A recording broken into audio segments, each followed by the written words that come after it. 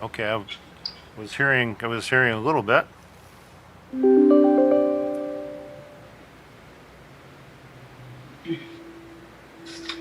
Okay, we are at 7:30, so I will call the meeting of the Lincoln Park City Council of August 17th, 2020 to order. If everyone would please rise for the Pledge of Allegiance, no matter where you are at. And our invocation will be given by Reverend Dave Duran of Friendship Baptist Church, so remain standing. So, I pledge allegiance to the flag The flag of the United States of America and to the republic for which it stands, one nation under God, God, indivisible, indivisible, with liberty and justice for all. for all. Mr. Reverend Duran, are you with us?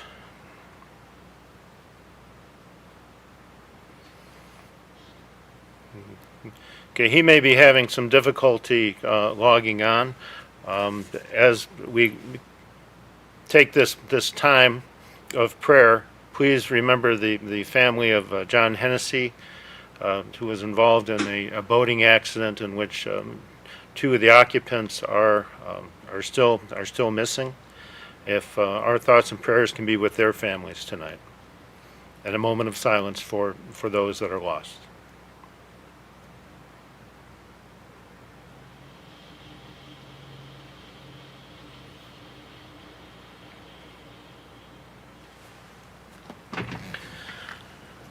Thank you.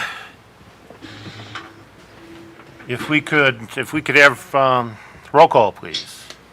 Councilpersons Breeding, Present. Higgins, Here.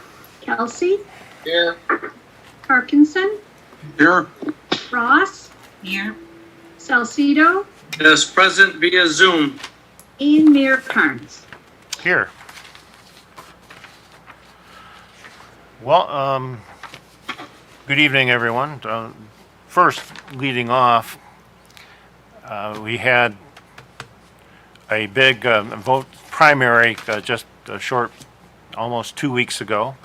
And it was a lot of different primaries where, I mean, you had the voting places were different this time. There's a lot of moving around. There's a lot more absentee ballots, but I have to say that Carrie Kerr, our city clerk, and those that work with her in her office, and all the folks that did the election work, did a fantastic job for us. Here. Have not heard complaints. I've heard nothing but positive things. And as I spoke with her this afternoon, I learned that she is still working through everything. And then once she gets through all of this, then she'll start again on getting ready for the November election, I'm sure. So I just wanted to say thank you and great job. And I'm sure that the rest of the council will join in with that. We're still going. We had a great group of people working with me. They did an amazing job. They were there for long hours and did a great job. There you go. Nothing but admiration for them. It's, we were worried for a little while with all the changes and everything, but no, did a great job. We have the pandemic that we're still in the midst of. I was looking over the numbers today, and we're at they had dropped for a while, and I thought that we were through, but then they have a little bit of a rise still, and that rise has remained steady for, I think, for the last month. Not getting over a certain point, but continuing on those same times. It's my understanding that school will be opening on. School will be opening coming on the 8th, I believe it is, or the 9th, September 9th. I think they may be going to, it'll be voluntary for them to go on, if they do it via computer, or they have the option of coming in for face-to-face learning. So I don't know how that is going to be working out, but the school board and the superintendent, Terry Dangerfield, will be having one heck of a time. And speaking of the school board, they lost their chairwoman just a short week or so ago. Dawn Johnson passed. So our condolences also go out to her family and to everyone in the school district who is, I'm sure, feeling her loss and the loss of her leadership too. But in talking back with COVID, that Lincoln Park, and just the relatively small community of Lincoln Park, we've had 500 confirmed cases of COVID. And so you can see how widespread that is. To help combat this, because at this time you still need to have the blood drawn and such, I'm going to read a little flyer that the police department has, and we're all in this together. And it's the Lincoln Park Police Department blood drive held at the Kennedy Memorial Center, which is 3240 Ferris Avenue, Lincoln Park, Tuesday, August 18th, 2020, which is tomorrow, 7 a.m. to 7 p.m. Now, unfortunately, this is not something that you can just walk in for because of social distancing and such. And I do not think it's too late to get an appointment, though. So for an appointment, you need to log on to redcrossblood.org, and the sponsor code would be LPCP for Lincoln Park Community Policing, or call 1-800-RED-CROSS. And then all presenting donors will receive a Cedar Point ticket, valid at Cedar Fair Theme Park, and a $10 gift card sponsored by Suburban Propane. So that is coming out because they still need to have blood. Through this whole COVID situation, our first responders, the fire department and the police department, have been doing an exceptional job for us. And of course, with the ambulance personnel and such, and people that work in the hospitals and all of those, they've done a fantastic job for us. But our police and fire departments have, as I said, done a wonderful job for this. The state has come forward with a plan that we could be, as a city, reimbursed to hazard pay for the officers and firefighters that work through these conditions. I think it's up to $1,000 a person. And our city manager may speak on this a little bit later on, but it's our goal to get this hazard pay for all of our firefighters and all of our police officers that worked and did this job for us in the COVID.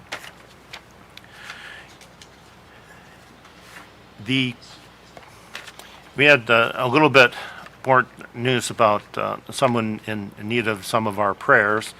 Is you have George Cretu, who is the Economic Development Corporation chairperson, had suffered a serious illness that he is recovering from now, so he needs our thoughts and prayers also.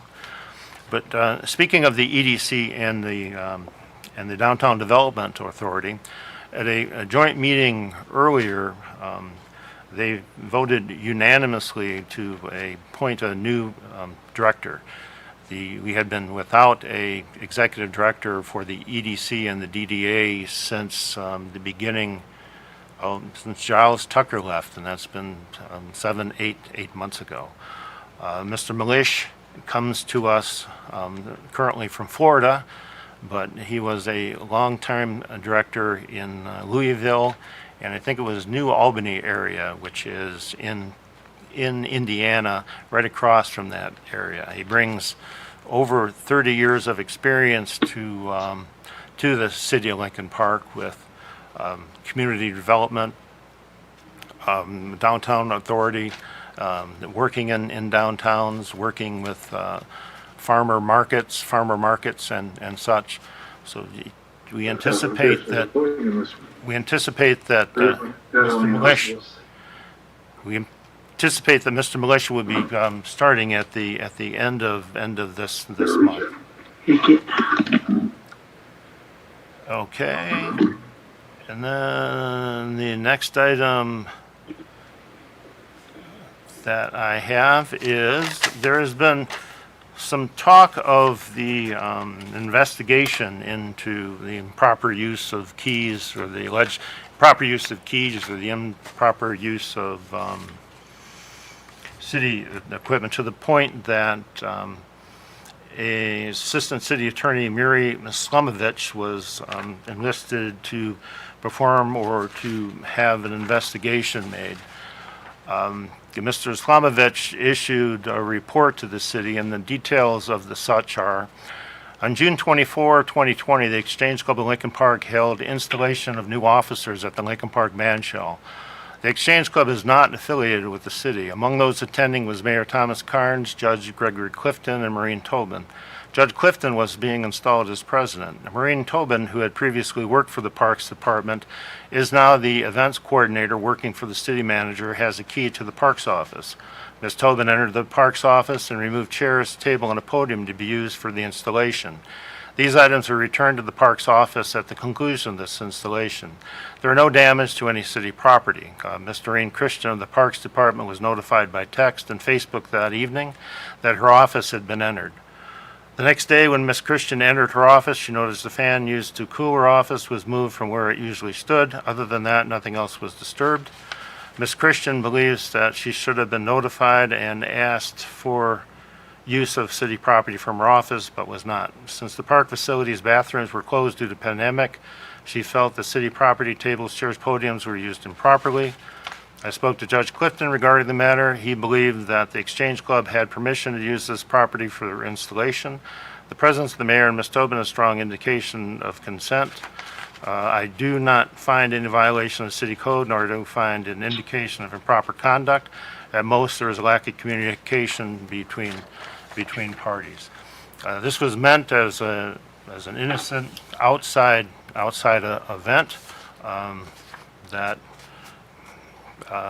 to bring light to the new president of the Exchange Club. So if there was some ill thoughts or problems that resulted from this, then any blame then should be directed to me. And if that is the case, then I apologize for any misdeeds that have risen from this. As I said, I believe that this was an innocent meeting. Nothing was taken out. No restrooms were used on the inside, but it may be misconstrued by other people. So I apologize if that is the case. And we will work on better communication if there is another event of that type. Lastly, I had an email that I wanted to bring up with you because this is an email that received in various different times from various different folks, and it has to do with our city trees, or trees that are between the sidewalk and the curb, and a citizen does not have the right to remove these trees or trim them on their own, and this is something that is done from the city. So in order to do these, we have what's called a tree list. But I'm going to read a little bit from this complaint, and then I'm going to ask John Kazoo to come on and give us information on how the tree list is developed, how it goes about, who's responsible for the tree trimming and such. And this was an email that was actually to the liaison for the DPS, Councilman Salcido, that I'm sharing with you now. I'm contacting you because I've already tried in vain to contact the Department of Public Works for the City of Lincoln Park. I noticed that you are the liaison of the department, so I'm hoping you can help. I contacted the city DPS in September of 2018 to request removal of a tree on our property that is a, quote, city tree. DPW referred it for review, and the tree was marked for removal shortly thereafter. I was told it would take some time because there was a long waiting list, so I knew that ahead of time. After 8 months, I called the DPW to see when we were on the list, and were told they had no way of knowing. but that, of course, we would move up because we had already been waiting 8 months. Since then, I have called numerous times only to be told I could attend a city council meeting or I could have the tree cut down at my expense. After waiting almost 2 years, I would hope that I should be close to having it cut down. I'm a lifelong resident of Lincoln Park, have lived at White Street my entire life. The tree has been causing numerous issues to our plumbing and have had to have it snaked out many times and even had the plumbing leading out replaced. Our sidewalk has popped up in front of that tree twice. I was told by the DPW that our tree was a moderate risk, so I would hope that it would make it more likely to be cut down. Last month, we had a large branch snap off and fall to our sidewalk, just missing a neighbor's car. Luckily, my neighbor helped me drag it to the backyard so it could be cut up. On one of the last calls to DPW, they said there was nothing else they could tell me, that they had a supervisor call me. He never did. Last week of August 5th, I emailed him directly for some answers, and I've yet to hear from him through email. I just want to know why no one can tell me anything. I understand the service is contracted out, but do they have responsibility to the city? And does anyone keep track of what is being done? So as I said, this is an issue we've been hearing about for a while. So I would like John to talk about the tree list and how it goes about, what's being done, and at what rate are the trees being cut. So John? Good evening, Mayor and Council. At present, as the mayor has already touched on, the tree removal, tree trimming is an outside contracted service. Now this year, again, a tree removing contractor is behind. For the last 3 months, or I should say, they were not allowed to come in, resulting of the COVID governor's executive rulings. They were not allowed to come in and do their work because they were not a selected contractor of a contract of necessity. So they were unable to come in for 3 months. They're back in town now. They are running into their own internal issues with COVID amongst their workforce, but they are significantly behind. At present, we have 89 plus trees for removal and over 300 trims that need to be done. They have been able to come in if we maybe had an emergency removal necessary for maybe a water main break or a sanitary issue, but they are behind. I have talked to the contractor numerous times, and what we're going to try to do is my department's going to try to provide them to keep them functioning so that we can try to service our citizens better. We are going to try to issue them removal and trims on a weekly basis. Prior to this, we gave them a comprehensive aggregate list of all of these trees, and we even went through and broke it down by what I want to call garbage days. That way they didn't have to try to rustle up homeowners to move vehicles. They could come in and on garbage day and do either the trims or the removals. But that really hasn't been real prudent. So we're going to try another process on a weekly basis to see if that'll be more prudent for the citizens, because the citizens are the ones that we are here to serve. And if we cannot get greater motivation out of them, then I may come back at a later date with a different recommendation. Does anybody have any questions that I can maybe answer for you? How does, I could. well, excuse me. It's in just a moment. This is still my comment part. You know, when citizens call in with this, and especially somebody that's been on there for 18 months or so, what are they being told?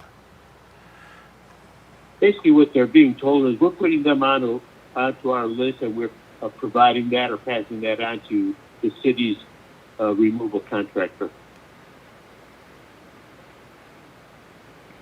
Okay, but who would the emails, as a citizen said that the emails weren't being returned or calls weren't being answered, who would be the person that would be responsible for that, for returning those calls and the emails?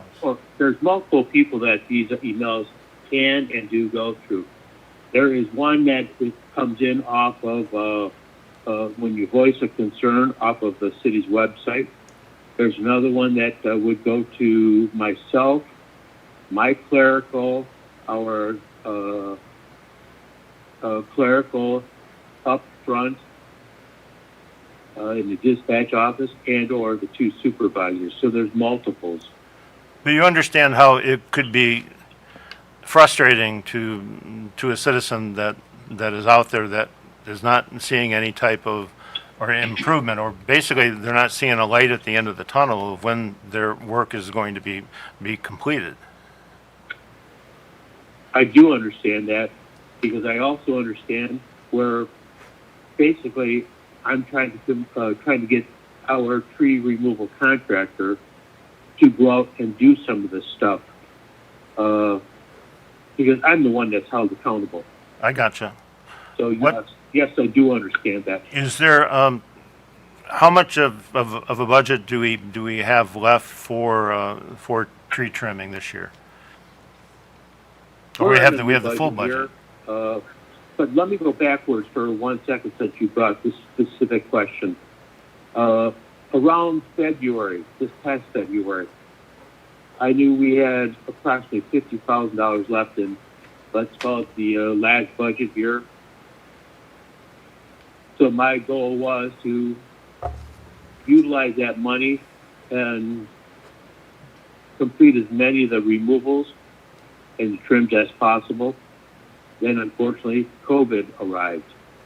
That COVID process shut that particular contractor down. They were not allowed to go out there and do the work. And that basically, let's say, put them at a standstill for 3 months. We're into a new budget year, and we have approximately $140,000 to do trims and removals. Do we have enough to accomplish the work that we have on the books now? Yes, sir, we do. Okay. It's trying to get the contractor with a healthy workforce to get our work done. That's why we've arrived at trying to provide them a list to hold them more accountable Okay. on a weekly basis. What we were doing before, we gave them aggregate composite list, and as they removed the trees or trimmed the trees and they would send through the invoices, we would take it off of our aggregate list. And we always started with the oldest going to the newest.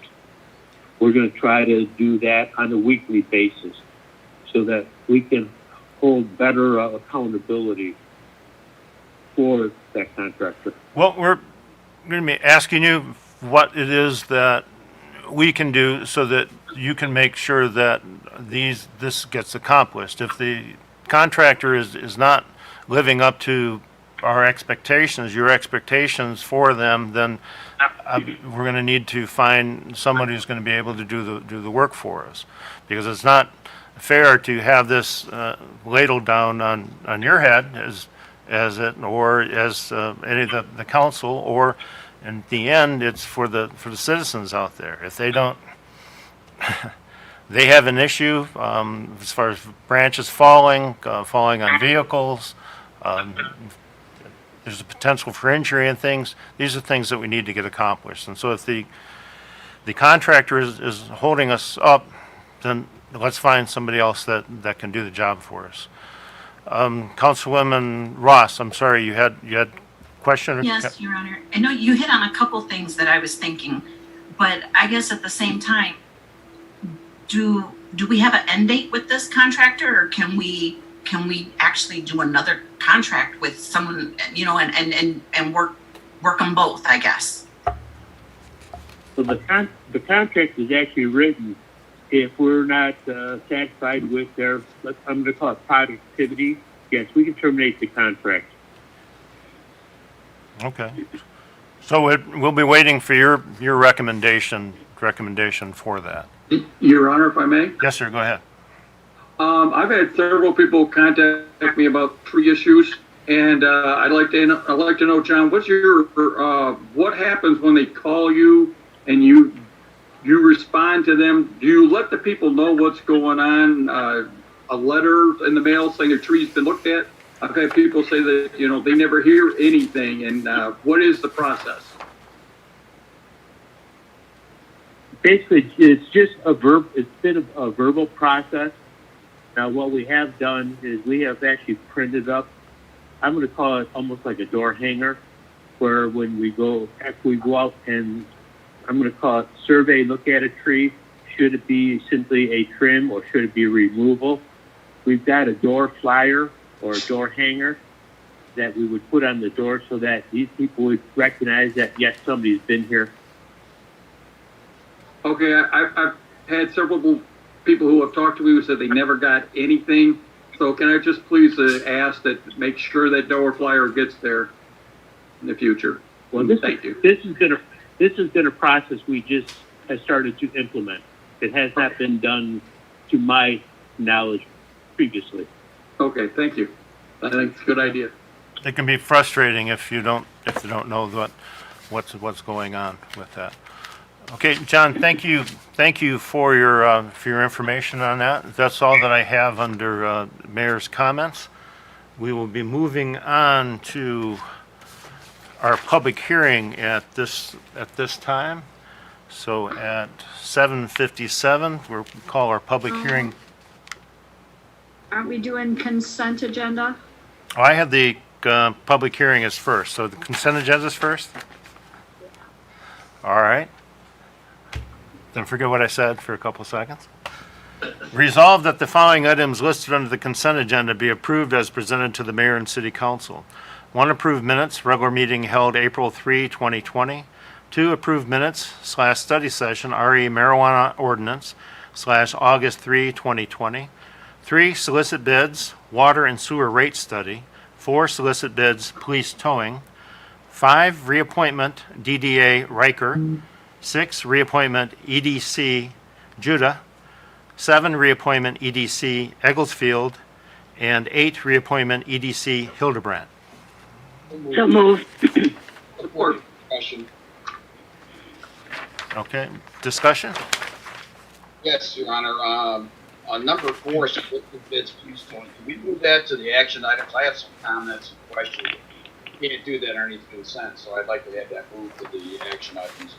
That, it only takes one to request that. Is that correct, Ms. Carey? It is. All right, so that would be moved to the last action item. Then further discussion on the consent agenda. Hearing none, clerk call the roll. Councilpersons Breeding, Yes. Higgins, Yes. Kelsey, Yes. Parkinson, Yes. Ross, Yes. Salcido, Yes. and Mayor Carnes. Yes. So now I will call the public hearing to order at 7:58 p.m.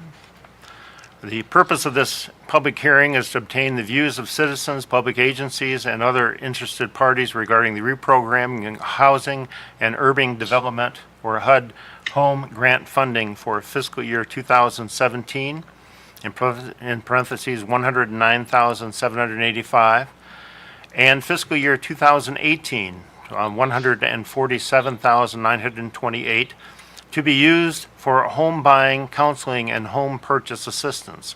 This hearing is required so that the City of Lincoln Park Community Planning and Development may reprogram the funds for program years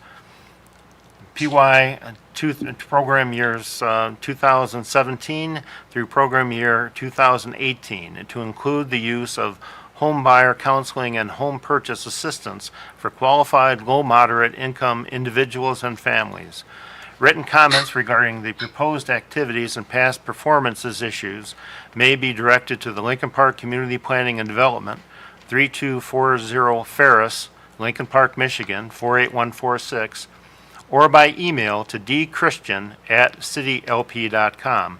That's dchristian@citylp.com. Any written comments must be received by 3 p.m. on Tuesday, September 12th, 2020, in the Office of Community Development. All comments received will be considered and no further action will take place prior to July 21, 2020 request date. So we'll open this up for discussion from council.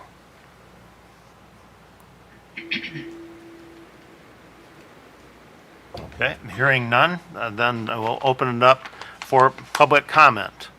James, if you would unmute everyone so that we can, are there any comments or questions from the audience?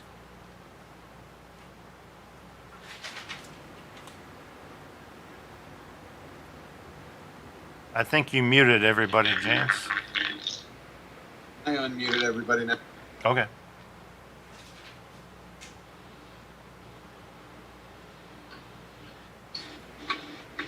Okay, I'm not hearing any public comment, so we will adjourn the public hearing at 8:01 p.m.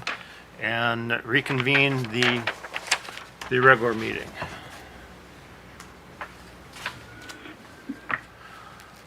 So first, we have our first action item has a cover letter from our city manager, Mr. Kazan, on adoption of marijuana licensing ordinance.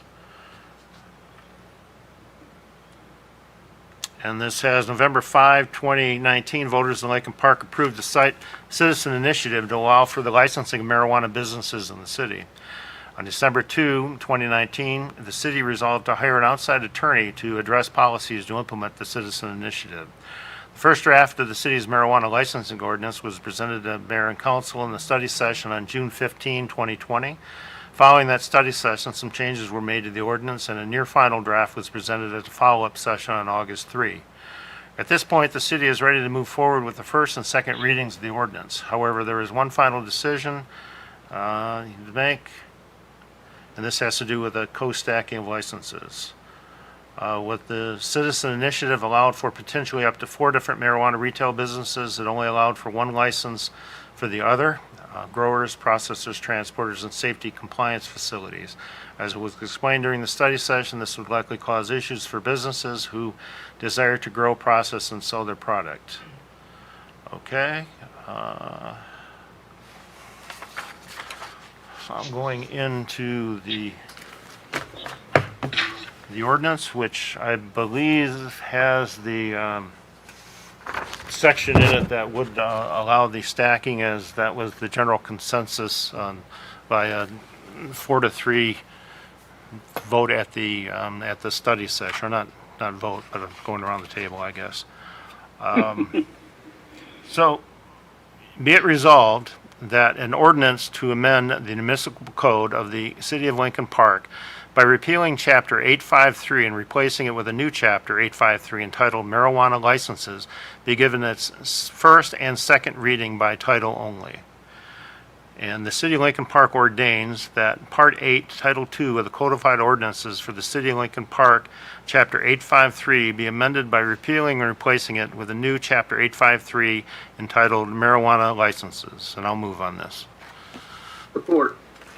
Now, in discussion, James, would you be able to explain the section that allows the stacking, or that is what was the bone of contention at the study session last week? Well, okay, so in short, the difference between the two had to do kind of with the lottery, with the way the licenses would work out. So if we had an applicant who would apply to be a marijuana adult use retailer, a medical use provisioning center, as well as a grower and processor, that one applicant could potentially take the only grower and processor applications.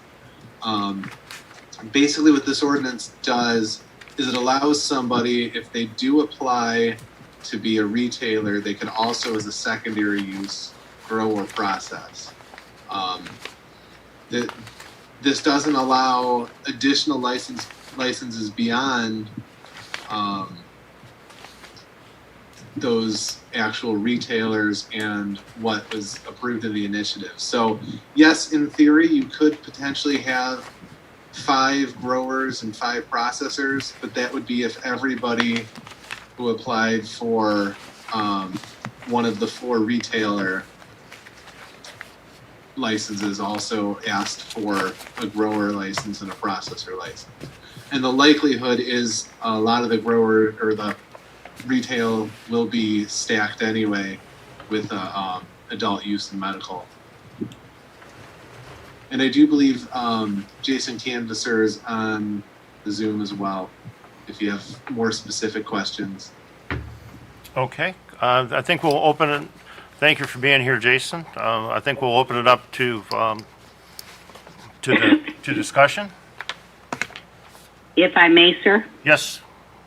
Yes, go ahead. 853.07, paragraph B, additional licenses. I think we agreed that under the first proposal, under A, that they would have to apply for each individual license, paying the $1,000 fee until it was approved, and then they paid the $4,000. But they would have to apply for each category. And that is that still where we stand as far as applying for the individual licenses on all the different categories? Is that correct? Jason, could you respond to that? Sure. So there was 2 drafts of the ordinance that I sent over to the city manager. Mm-hmm. There was option A, where in 853.07, you could only apply for 1 license. There couldn't be any co-locating, and there would be a separate lottery for every single category of license. Okay. In option B, which is my recommendation and the city manager's recommendation, there could be some exceptions to that where you could have a retailer also have a limited amount of plants to grow and be able to process as well. But that person would have to apply for that type of license also, would he not? They would have to, under the option B, they would have to submit a comprehensive plan indicating which licenses they were looking to apply for. They would go into the lottery once, but they would pay the licensing fee for each license that they were seeking. Okay. So they would pay if they had 3 licenses that they were seeking, they would pay $3,000 up front, and then they would pay the remaining amount, the $12,000 at the end if they were approved.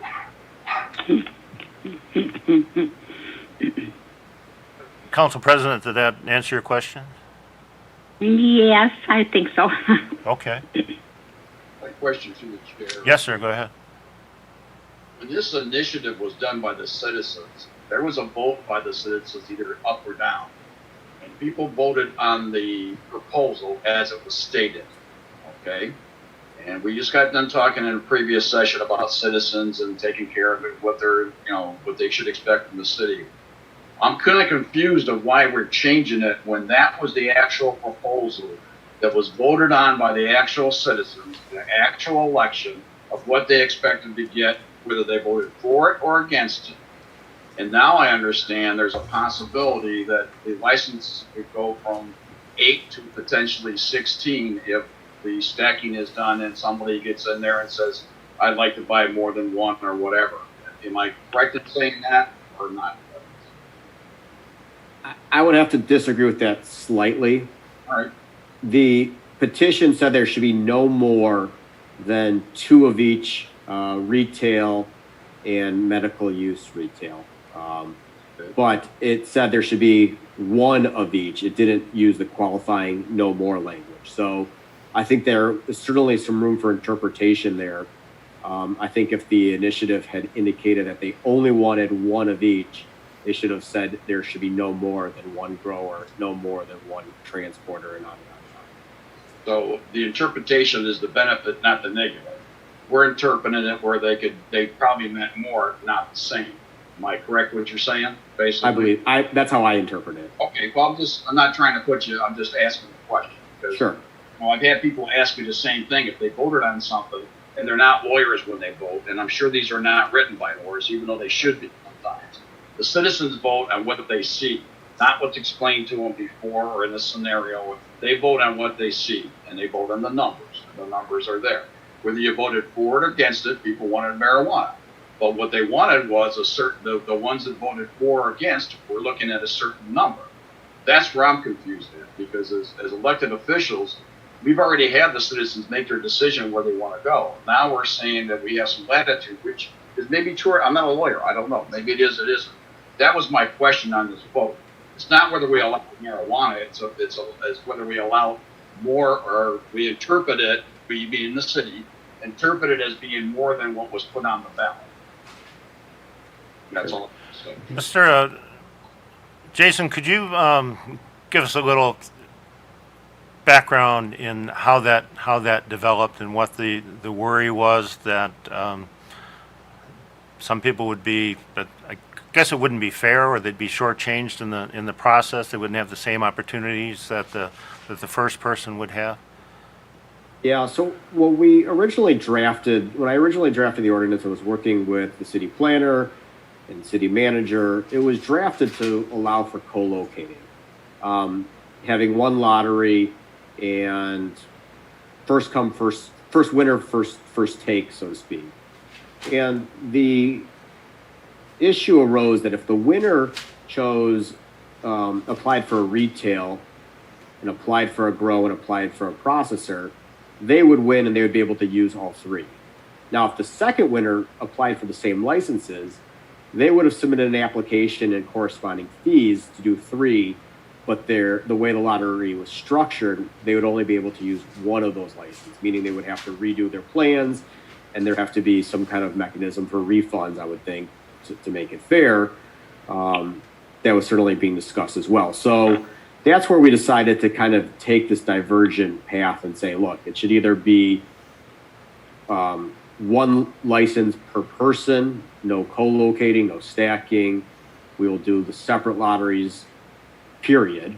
And that's the option A. Or we will try to make this a little bit more fair, make this a little bit of, co-locating, I think, in my opinion, gives businesses a better success chance. They give them a better likelihood of being able to decrease their internal costs and be a successful business. So we created a situation where we weren't looking to flood the market with licenses and use it as really a secondary use, so that it helps support their main purpose of retail if they were so chosen, without really expanding too far the amount of licenses. What I would envision under that second option is if the person applies, they're going to apply for medical and recreational. And so if they also had the other licenses, I really see two licenses at the end of the day with retail and then probably accessory uses, and then possibly one grow and possibly one processor on their own. But that was the thought process in terms of how we came. It's my understanding that in order to have you have to have the medical license in order to get the secondary one. Would that be accurate? The recreational one? The recreational, yes. Right. There's some higher hurdles to get into the recreational market. So somebody seeking just a straight recreational license is probably unlikely. Okay. All right. Thank you, sir. I might follow up. Yes, sir. Go ahead. So actually, the council wasn't consulted. You and the planner and all that decided that was the best way to go based on the discussions, right? Because I don't think anybody on council gave you direction either way. We just looked at the proposal, and that's what I thought we were voting on. And then you just explained what happened. But, it's kind of weird, because that means that any proposal that's put on the what I call a ballot, we as citizens have to look at it in the worst case nightmare, because unless it's designed specifically, I don't care what it is, that it's room for interpretation by somebody else to therefore give it to somebody else, which is us, to therefore enforce it. Yeah, I'm confused. I guess I'd say I'm not a lawyer, but I do know when somebody goes and do it, they're not lawyers, but they have a certain intent. Whoever put this together, this petition went out and told the citizens, this is what I want you to do. This is what you vote. This is what it says. I'd like you to vote on it, good or bad. And they voted for it. And I'm just confused where the meeting you held, and we hired you, and this is where my concern is. We hired you, and because you do that. But we weren't, you sat down and then you decided with a group other than the council to have these two options, and that's what was going to happen given to the council, other than the fact that this is what this is really what the citizens wanted. I guess I'm confused, okay? And I think I'm confusing myself more, but I'm confused on how we got here when the citizens put it on a proposal, they voted, it was put up, it was presented, it was printed out, and then now we're here with, oh, we're going to go from this to that because we think it's a good business sense. Well, that's not what the residents had in mind. They weren't business. I'll just leave. We have the city attorney that would like to comment on this. Ed, go ahead. Yes, Mayor, and I don't know if council can audibly hear me from the podium here, but Are you able to hear what he's saying, folks? Barely. Okay, very good. for mayor and council, understand that you've been invested with statutory authority from the state of Michigan to expand. In fact, you had the opportunity long before the ballot initiative to adopt whatever ordinance you wanted, and instead you defaulted it to the initiative of the voters.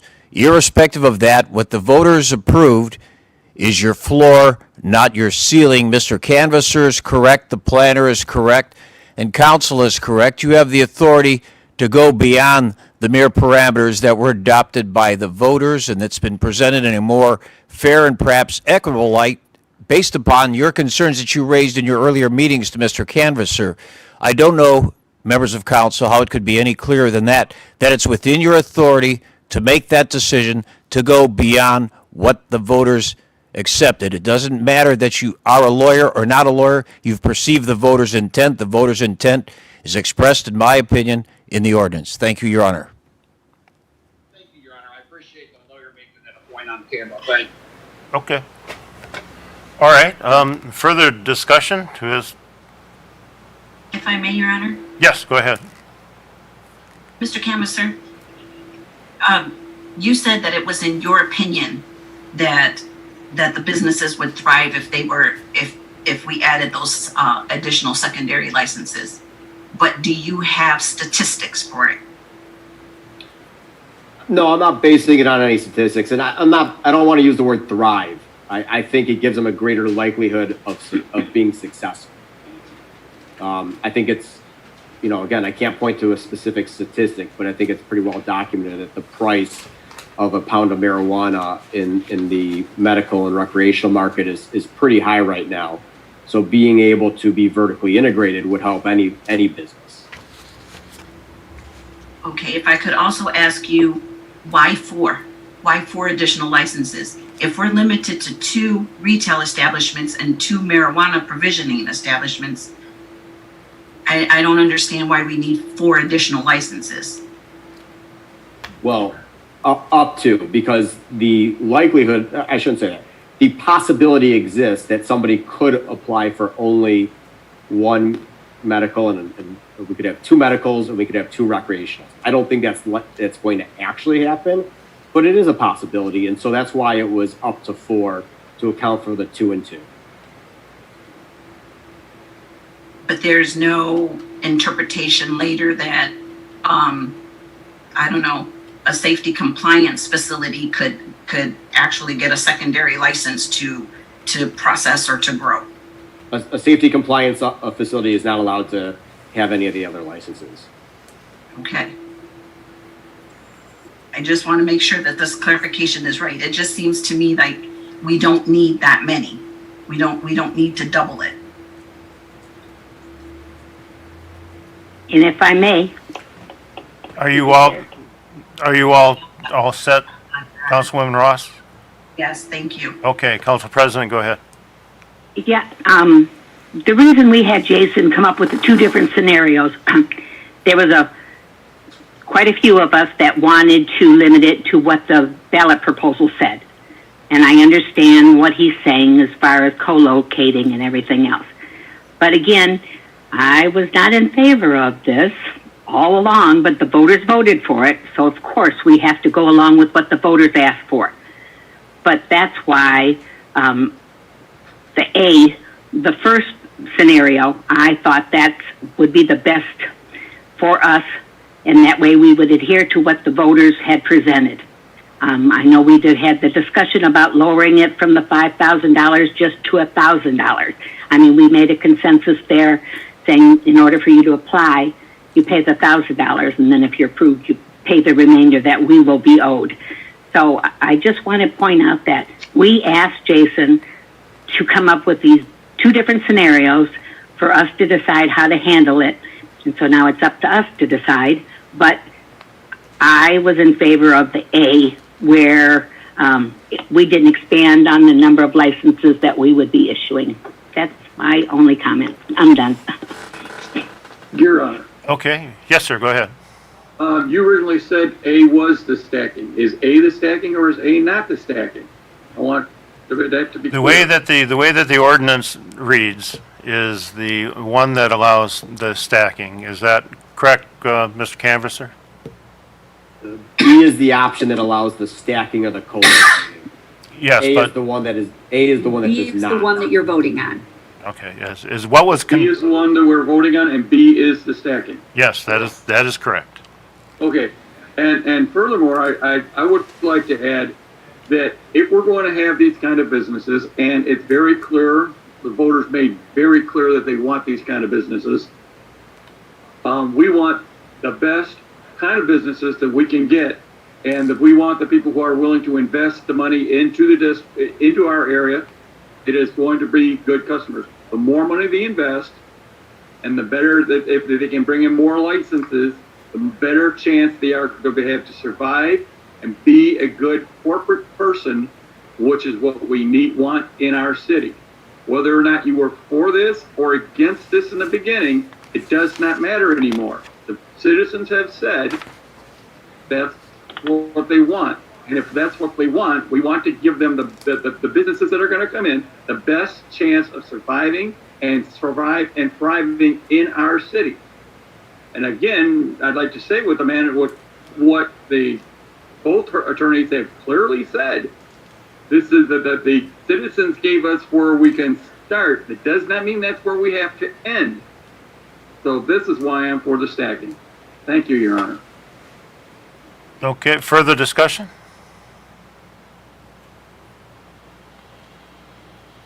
Then, hearing none, clerk call the roll? Mayor Carnes, Yes.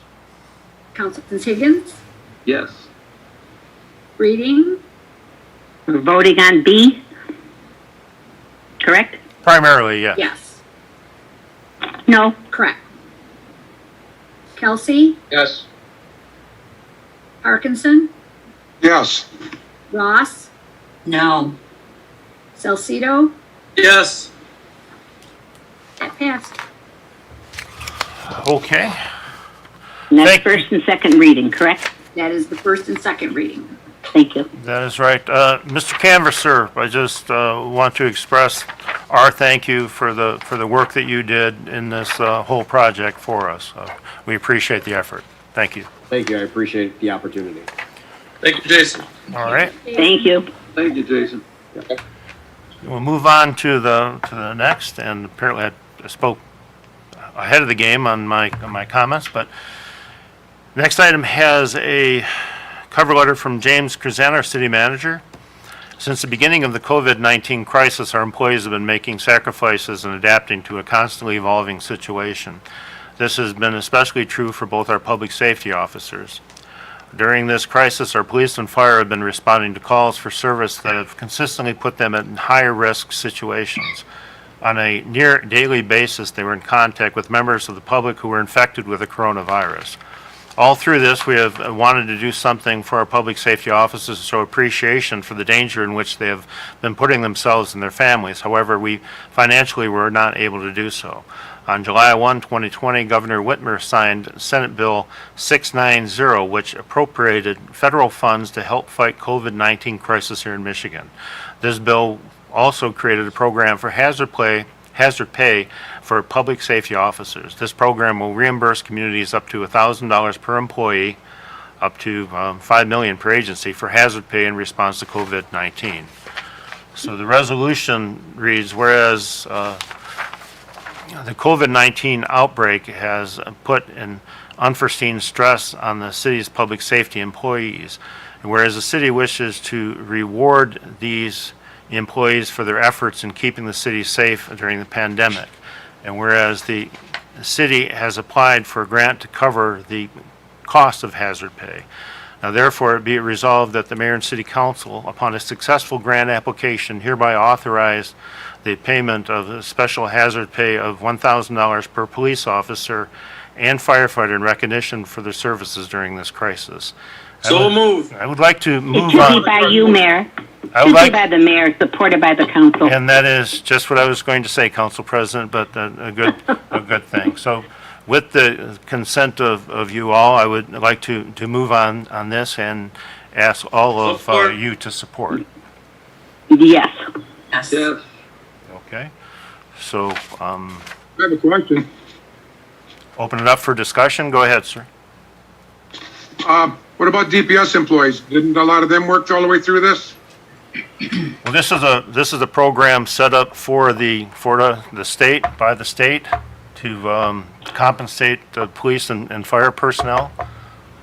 There were a lot of DPS workers that were out there, and we appreciate the efforts that they did. But in a lot of circumstances, the DPS officers were working from home, and were at home under full pay during the circumstances. So that's I think just, Jackie Zoo was probably in every day. But that's what the program was for, police and fire. I'm sorry, sir. I still think you should look at the people in DPS who worked all the way through. They deserve something too, because they were out in the public. okay, we have further discussion? I just say that I'm appreciative of our firefighters and our police department for the job that they did, and they put themselves at risk, and they put and their families at risk through doing this. And through it all, they did a fabulous job for us. I can't be more proud of both of the agencies. Here, here. Amen. So, Amen. further discussion? Clerk, call the roll. Mayor Carnes, Yes. Councilpersons Breeding, Yes. Higgins, Yes. Kelsey, Yes. Parkinson, Yes. Ross, Yes. and Salcido. Yes. Okay. See if I have lost my way here. All right. Next action item also has a cover letter from James Kazan, our city manager. And on July 1, 2019, Mayor and City Council approved the shared services agreement with the City of Melvindale for assessing services. Under the agreement, the City of Lincoln Park provides the administrative functions of the assessing department for Melvindale. Almost immediately after approving the original agreement, both communities failed on audit of minimum assessing requirements, AMAR, causing the need for a corrective action plan. This was done in August of 2019. Part of this corrective action plan was to create an appraiser position in 2020. In 2020, both cities were informed of a successful AMAR partly due to the progress made on the corrective action plan. The addition of this position will cause a change to the personnel costs for the collaborative. As such, the cities need to modify the agreement. I met with Melvindale City Administrator and their city attorney on July 29 to discuss. Together, we have modified Melvindale's monthly payments to reflect the additional personnel costs. So we have, whereas in July 2019, the cities of Melvindale and Lincoln Park entered into a shared services agreement for assessing services. And whereas said agreement provides a mechanism to make changes to the agreement based on previous unforeseen factors, and whereas previous unforeseen changes in staffing are required for compliance for the city's corrective action plan, and whereas the following changes to the appendix of the agreement are being presented. And then the headings are fiscal year, and then annual original, and then annual proposed. For 2021, the annual original is $29,580, annual proposed $35,614. For 2022, annual original is $30,172, and the annual proposed is $36,326. 2023, the annual original is $30,775, and the annual proposed is $37,053. In 2024, annual original is $31,391, and the annual proposed is $37,794. Now therefore be it resolved that the mayor and city council hereby approve the amendment to the shared services agreement for assessing services with the city of Melvindale. So moved. Support with a question. Okay, go ahead, sir. My question is that it said we were both have this issue. How are we handling it on our side? This takes care of the Melvindale side. I wanna know- Excuse me, but it's actually the same. We have an identical corrective action plan to Melvindale. So this will take care of it for both of us. Okay, thank you. All right. Further discussion? Yeah, question through the chair to the city manager. Has Bob been aware of this? Bob was involved with this from the assessing department also? Am I correct? Yeah, yep, he's been part of the conversations. He knew we had to work with Melvindale. No, I just want to make sure he was involved in the conversation. Thank you. Okay, very good. Further discussion? Clerk, call the roll. Councilpersons Kelsey, Yes. Higgins, Yes. Breeding, Yes. Parkinson, Yes. Ross, Yes. Salcido, Yes. and Mayor Carnes. Yes. Our next item has a cover letter from Doreen Christian, who is Director of Community Planning and Development, Parks and Recreation. And it has to do with award bid sale of 716 Quailfish. And in information, the city acquired this property in September 2016 on first right of refusal for $10,088.41 to renovate using CDBG Housing Stock Improvement Program funds and sell to low moderate income family. Once we could get the house, John Myers inspected the interior of the property, and it was decided that the cost to renovate the house would far exceed the price it could be sold for under HUD guidelines. We have already invested $12,155.55 into the property using CDBG funds plus employee time. On July 6, 2020, the city solicited a bid for the sale of the property in an as-is condition with restrictions that the house be bought up to the recommendation of city standards, all permits properly pulled at the building department. Also, the renovation must be completed within 12 months of closing. Now, the scope of work that was required for this is information from John Myers, our chief building official, is replacements of the furnace system, replacement of water line system, including hot water tank, replacement of the roof system, including any damaged decking, replace all porch structure and exterior steps, complete renovations of both bathrooms and kitchen must be brought to code for building, electrical, mechanical, and plumbing. All sanitary plumbing must be brought to code. Life-saving system must be installed to code and operational. Rear exit doors must complete a 90-degree interior swing from closed position. Replace all windows that do not operate according to code. All restructuring of walls, landings, and floorings must provide drawings. All trade building zoning permits must be filed and approved before starting any demo or construction on said property.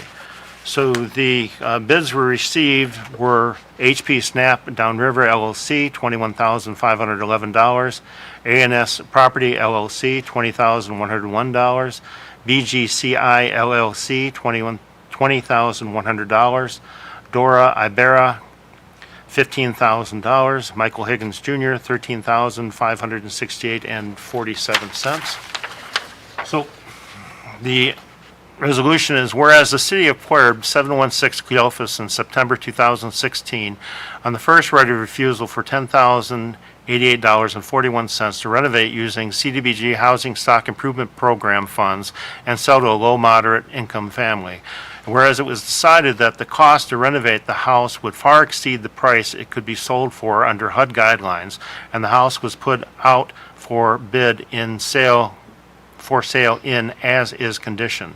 Be it resolved that HP Snap LLC be awarded the sale of the city-owned house located at 716 Cleophas, ID number 45-008-03-0075-002 for $21,511 with the following stipulations. The property is in an as-in condition with restrictions that the house be brought up to the city standards as described in the bid documents. Renovation scope of work required, and all permits properly pulled at the building department. Also, the renovation must be completed within 12 months of closing, or the property reverts back to the city.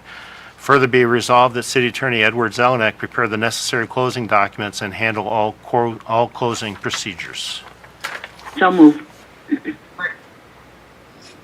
I have a comment and a question, Your Honor. We need a supporter first. I'll support. Okay, then go ahead, sir.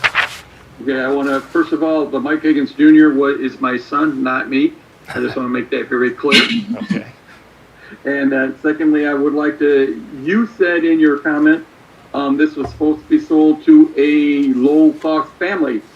But I don't think HB Snap is a low-cost family. Can you get an understanding on that? Well, it was originally going to be sold under the HUD guidelines, but I think that, well, I'll let Doreen say it, but they had so much invested in it that they were not going to get their money back for that, and then it'd be a loss. But Doreen, it's your cake, or I mean, it's your deal. Go ahead.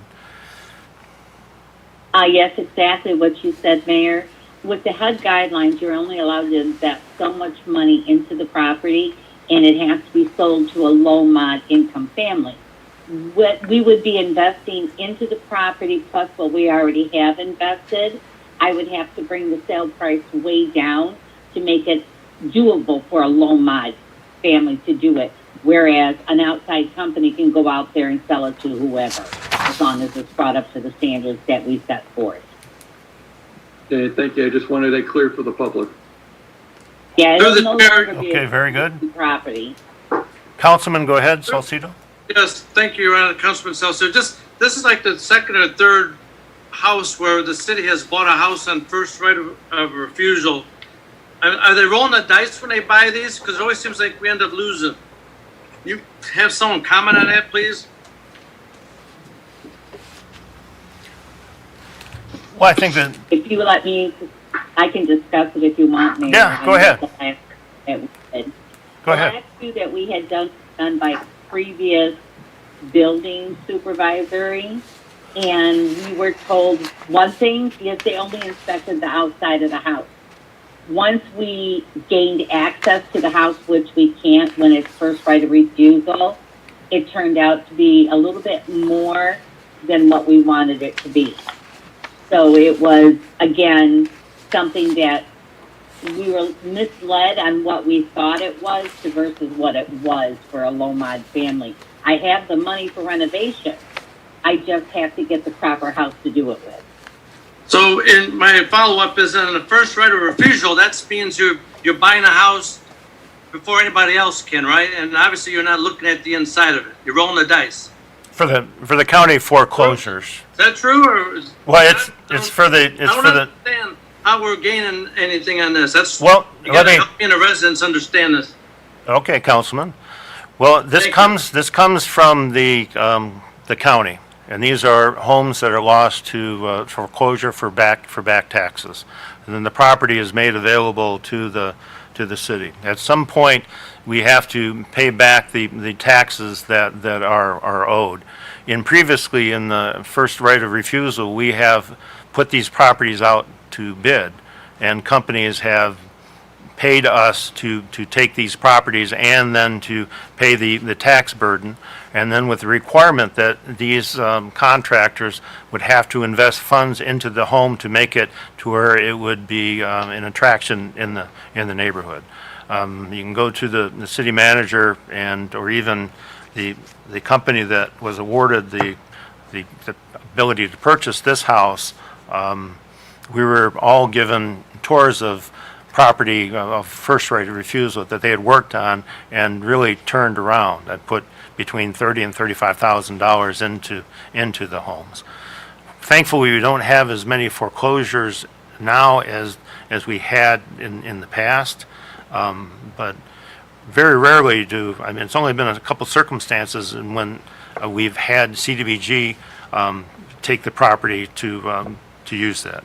More than often, when we did the first right of refusal, we would bid them together as a package and then turn around and have them into first-class homes that would be available for anybody to purchase. And I think that Doreen thought that they had a house that could be converted for this purpose, and with a small investment they could turn around and go. But as you know, that sometimes you get involved in these homes that you find things that you weren't aware of, and then the prices escalate. So I think that's why they decided to bail out of this project. My last point is that the house had for 4 years, and now we're finally moving it forward. So this 4 years too long. Thank you very much for the answer. Okay, further discussion? Yeah, Mayor, Yes, Mr. Myers. can I add to that, Councilman? In the last two seasons of first rights of refusal, we did purchase 23 the first year, and the last year we purchased, I believe, 19, and we rotated them all from unused properties back to marketable, livable spaces for people to live in again. So we don't usually lose. We usually gain as we bought them, and you remember the one company that just bought this house has been the contractor for the last two seasons to buy our first rights of refusals, to replace them, repair them, put them back into owner occupied. I believe 2 years ago was 23. We're down last year to 19, and we'll see what happens in the coming year. Thank you very much. Just want to clear it up. Yes, sir. Thank you, Mr. Myers. Further discussion? Clerk, call the roll. Councilpersons Breeding, Yes, and I'm pleased that there's a reverter clause in there. Thank you. Ross, Yes. Higgins, Yes. Kelsey, Yes. Parkinson, Yes. Salcido, Yes. and Mayor Carnes. Yes. Next item has a cover letter from John Kazoo, our Director of Department of Public Services. In background, the air conditioning system of the 25th District Court has been malfunctioning and failing for quite some time, including a leaking coolant coil. This leak is not allowing the system to be recharged. Most of these issues are due to the age of the system. Flow Air Heating and Cooling has performed several repairs of the system in order to keep it functioning. Recently, Flow Air Heating and Cooling was called back out due to the system malfunctioning. They inspected it and provided the city with 3 options for repair. The first options, which they do not recommend, would be cutting the fins away and fixing the leaks at a cost of $14,241. With this option, it will reduce the quality and efficiency of the unit and is a short-term fix. Second option is their minimum recommendation for repair. This would include installing a new coil, pressure testing the system, replacing the refrigerant, and installing new dryer cartridges to the system at a cost of $21,000. Third option is to replace the entire system. This option is expensive and estimated to cost between $225,000 and $250,000. This cost is not in the current budget. It's my belief that option 2 is the best option currently. It should repair the air conditioning unit in a way that will extend the life of the unit while the future of the building is decided. It is also the opinion of myself and James Krazan, the city manager, that since Flow Air is very familiar with the court building and the aging system, that the bid process be waived to allow Flow Air to complete the work. Flow Air Heating and Cooling has been a contractor for the city for several years. They have always performed exceptional work and always complete the work in a timely fashion. They have thoroughly investigated the system and the building itself. Flow Air Heating and Cooling understands the work required and will not need to familiarize themselves with the unit of the building as a different contractor would. So we have resolved that the mayor and city council waive the bid process and allow Flow Air Heating and Cooling Incorporated to repair the 25th District Court air conditioning at a cost of $21,000 to come from account 101-263-818-000, Building and Grounds Contractual Services. So moved. Support the discussion. Okay, sir, go ahead. I know the court's been talking for a while about moving, and I asked James a while back if he had any updates that could tell us how they're, not what they're doing, but how they're moving along. And I guess I'll ask the same question to the chair, to James, is can you tell the council if there's any kind of, because of COVID, they're not meeting, because we're putting a lot of money into this building, and keep making decisions based upon whether it'll be here or not be here. I'm just curious if, I know James sits on the building committee, or should. Well, I do also, I can answer that. At the last meeting, at the three communities and the building group that is for the it's for the 25th District Court building and the possibility of the police department building combined. There are questions about how to raise whether this was going to be an affordable option for either the court or in the police department. So at that point, they were looking for more study before any action had taken place, and this is at the beginning of March. There have not been meetings since that time due to the COVID. So currently, I think it is. I'd not say dead in the water, but it's going to take more to proceed. It's nothing that's going to happen very, very soon, if at all. So. Thank you, Your Honor. That's all I asked. Thank you. Okay. Further. Oh yes, go ahead. I just have a quick question. Are they working right now without air? Quite a bit. Mayor, if I could, Yes, sir. Go ahead. Don Kazoo. We have gone in and recharged existing units. The recharging does not last very long. What we're presently having to do is we're presently having to turn off the AC at night and then reinstitute and restart it early in the morning, because presently, with the lack of coolant in the system is creating very large ice balls. And if we don't allow those ice balls to thaw out, they get too big and they melt after they build up 12 to 14 inches of ice. And what's happening is they're melting into the ceiling tiles, and the ceiling tiles are falling through on the floor. So, yes, it is working, but it's working on our continuous recharging at an expensive rate. And Mr. Kazuki, could I ask you what the warranty is on this work that they're providing for us? The coil would have a 1-year manufacturer's warranty. The labor would be provided by Flow Air for 1 year also. Thank you. Okay. Further discussion? Through the chair, Your Honor. Yes, sir. Go ahead. I guess this would be a question for John. We keep hearing about the bad condition of this building, how horrible it is. Is this building worth putting another $21,000 into it?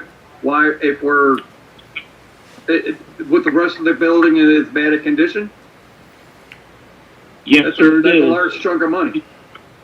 But to go back to what the mayor said a couple of minutes ago, right now I don't think we could tell you if and when this building will be replaced, if at all. So presently, you're going to have to give, let's say, the court staff, the judges, an environment that they can work in. And right now, we're having a hard time keeping this court facility at approximately 72 to 74 degrees. For the most part, it's sometimes higher than that. Okay, and even if it was going to be repaired, or a new building would be built, I think we're going to still be in there for at least a year and a half, 2 years, even at a fast pace, I would think. Yeah, Mayor, if I may, Yep. having been involved with pretty large-scale municipal building projects in the past, even best case scenario, we have at least one, maybe two more summers within that building. The employees, the judges, they need a place they can work and work comfortably. I gotcha. Councilman Higgins, was that, That's all. okay. That's all. Further discussion? Clerk, call the roll. Councilpersons Breeding, Yes. Kelsey, Yes. Higgins, Yes. Parkinson, Yes. Ross, Yes. Salcido, Yes. and Mayor Carnes. Yes. We have, next item comes from the Chief Waters of the Police Department. Whereas the Lincoln Park Police Department is requesting to purchase 3 flashback HD in-car cameras. Be resolved that the mayor and council authorize the Lincoln Park Police Department to waive the bidding process and purchase 3 flashback HD in-car cameras for a total cost of $15,513, which includes shipping from SF Mobile Vision, who is the sole supplier. Be it further resolved, funds to come from Police Department account 101.305.820 initially, Police Department JAG grant to fully reimburse the Police Department after the purchase has been made. So move. Support. Discussion? Question through the chair, if I may. Yes, sir. Well, we've been transferring the fleet out from the old ones, the old Crown Vics and stuff, and that to the new Explorers. Is some of this stuff from the Explorers that, I don't know if they're up yet, are we gonna be able to reuse that for the next Explorers we get? In other words, some of this equipment, or does this have to always be reinstalled or rebought? It can't be used. You know where I'm going at, if it's the same car, and you're taking out a camera, it should fit in the next car other than the installation cost, but it shouldn't cost, you shouldn't buy the camera again. I guess that's what I'm asking. That's Chief Waters. Can you respond to that?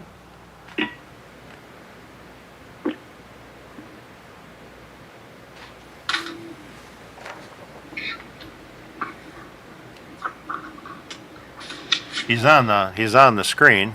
So Chief Waters?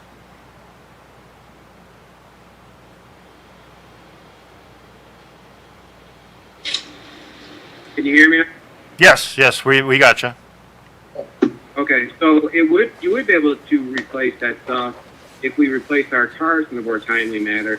Unfortunately, by the time we replace our cars, the cameras, the computers, and everything else are always already outdated. Also, we're not replacing our cars until they have well over 100,000 miles on them, and therefore the rest of the car is wore down also. So the way we replace our vehicles, we normally have to replace everything. Unfortunately. Okay, well, thanks, Chief. That's all I had. You answered my question. I wasn't aware. I mean, you answered what I wanted to know. Thank you very much. Thank you. Okay. Further discussion? Clerk, call the roll. Councilpersons Breeding, Yes. Higgins, Yes. Kelsey, Yes. Parkinson, Yes. Ross, Yes. Salcido, Yes. and Mayor Carnes. Yes. Got to, okay.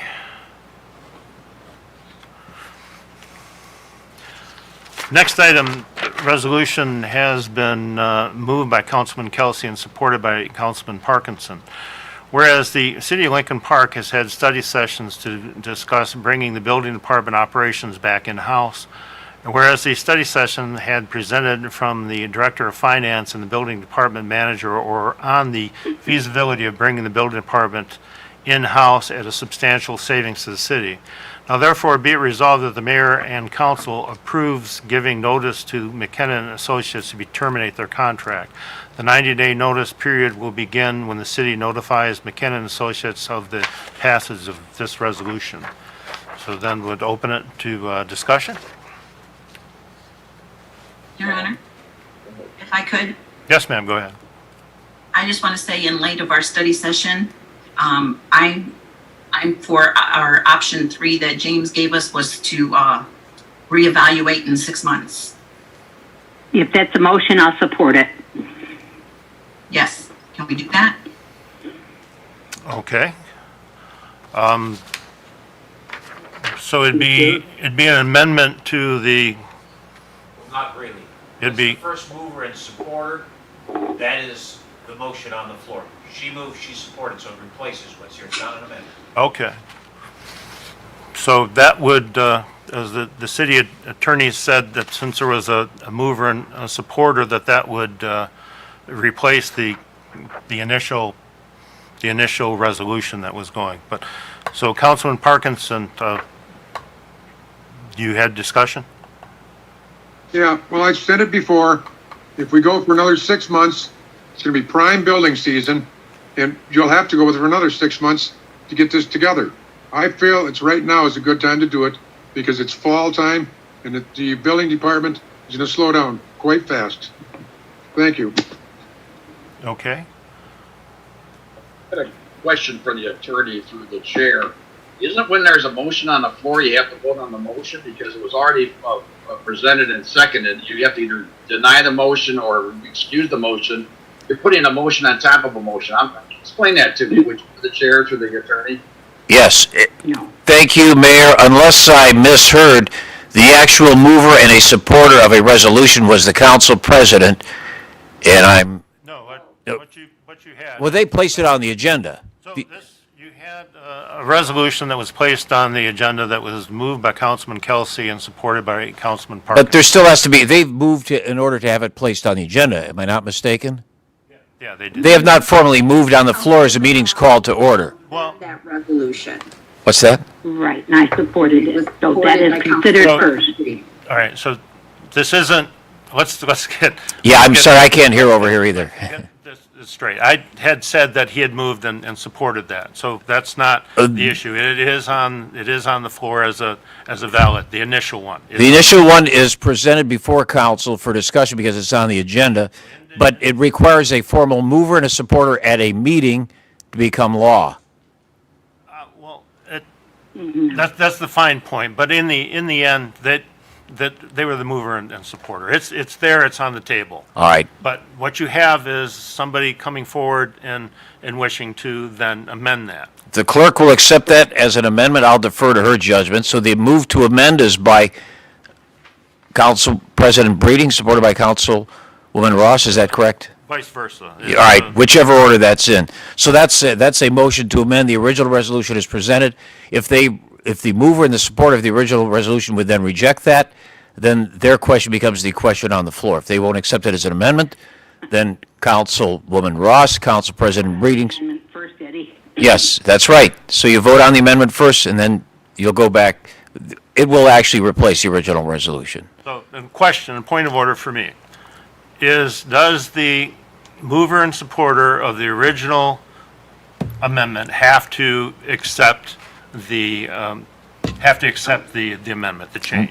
In my opinion, they don't, because my interpretation of the placement of a mover and a supporter has to be officially done at the meeting, not something submitted prior to the meeting in writing. So it doesn't have to be accepted. Similar to when I presented a candidate for a public safety commission, and then it was changed to. Yeah, it's an alternate resolution. That's right. This is an alternate resolution because there's no formal action before the body. Even though it's been placed on the agenda pursuant to your rules, Your Honor, the real mover and supporter today are Councilwoman Breeding, the President, and Councilwoman Ross, who made the motion. I apologize for a little bit of the confusion. So. That's to okay. Reiterate, City Clerk, what is the amendment? The amendment is to amend the above resolution to continue the contract and reevaluate in 6 months instead of the last paragraph. Okay, so we will now move to discussion on the amendment. Yeah, I guess I'd like to, through the chair, discuss the amendment.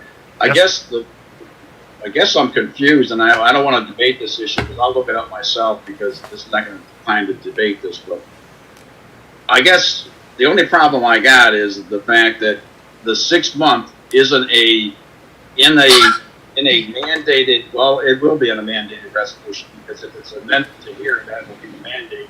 The only problem is the fact is whether or not this will come back through the management team to the council. And I don't know how the council would, and I'm just saying because we changed council, unfortunately, council managers or city managers quite a lot since I've been there.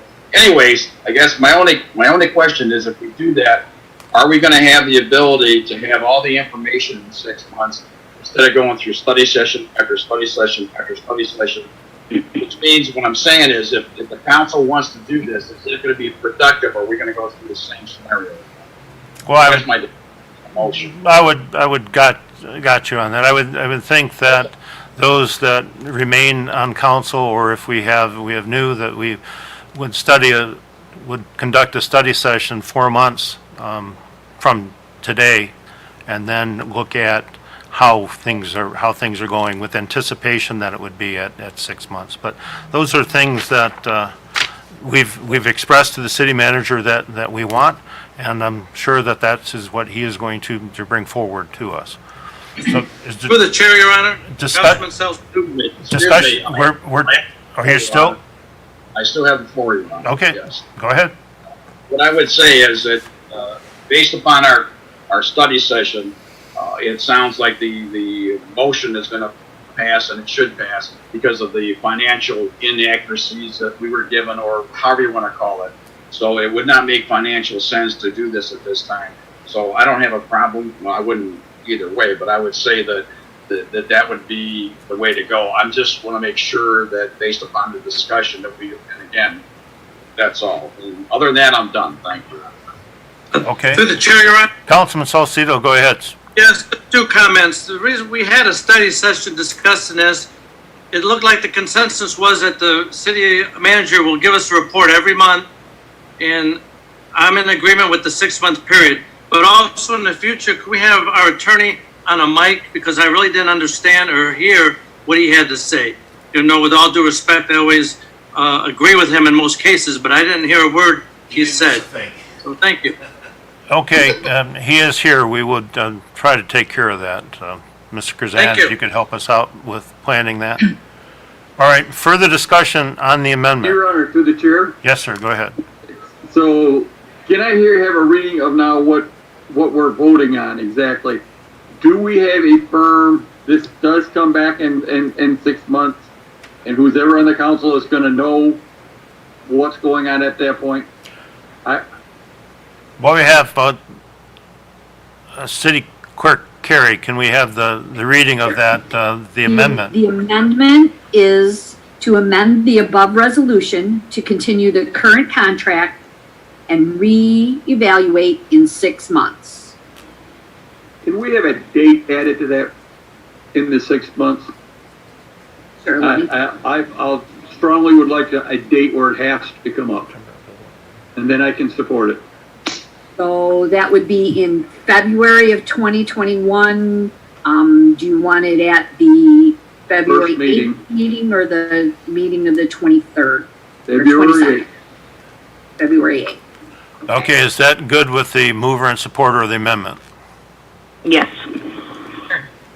Okay, is there February 8th, 2021.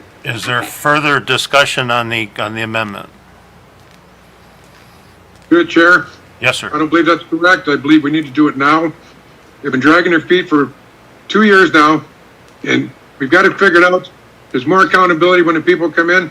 So let's have some accountability in this city and do it the proper way. Thank you. Okay, is there further discussion on the amendment? Then clerk call the roll on the amendment. The amendment. Councilwoman Ross? Yes. Council President Breeding? Yes. Councilman Higgins? Yes. Kelsey? Yes. Parkinson? No. Salcido? Yes. And Mayor Carnes? Yes. So we then would have discussion on the amendment, on the resolution as amended. And then, hearing none, then we would call the roll on the resolution as The amended. amended resolution, councilpersons Kelsey, Yes. Parkinson, No. Breeding, Yes. Higgins, Yes. Ross, Yes. Salcido, Yes. and Mayor Carnes. Yes. Thank you. Okay, we have a cover letter from John Myers, our City of Lincoln Park building official, and the subject of resolution to amend the City of Lincoln Park fee schedule related to trade permits, electrical, mechanical, and plumbing. So this is just for information first. Over the course of the past year, I've been reviewing the fees charged by the building department for a range of trade permits and services that are offered. The attached resolution will amend the adopted user trade fee schedule. Does the following. 1, eliminates the current trade fee schedule that is regulated by the number of inspections requested. 2, fees will be charged according to the itemized services. 3, administrative fee will stay consistent. These changes will help balance out not only the fees charged to residential property fee versus a commercial property, but also the cost of the inspector's time to inspect a smaller job versus a larger job. Currently, the cost is the same no matter how large or small the project. Additionally, the proposed changes will increase accountability of contractors when it comes to actual project costs versus number of inspections. So in resolution, it is, whereas Section 209.01 of the City of Lincoln Park Codified Codes states, council may by resolution from time to time adopt service fee, license, permit, application, and user fee changes for its agencies and departments. Said charges to be paid forward by the individual or business against whom or which said charges are assessed. And whereas it is necessary to recalibrate trade, which is electrical, mechanical, plumbing, permit fee schedules administered by the building department.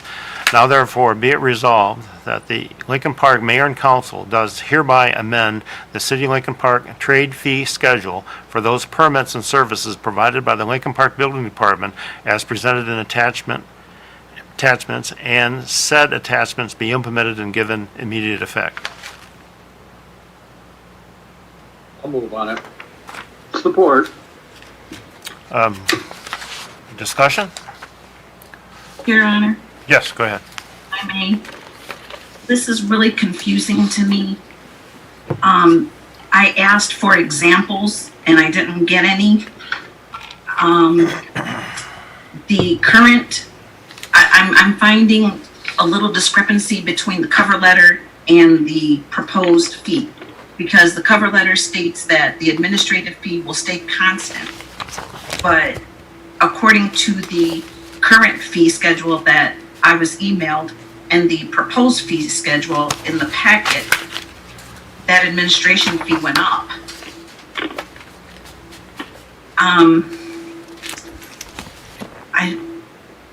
I'm just confused. I'm really confused, and I think we need more explanation. Mr. Myers, can you address that? Yes, I can. Thank you, Mayor. The reality is it should stay at $35 instead of $40. That is an oversight on my part because we were going to submit an entire series of evaluations for financial fee scheduling, not just the trades.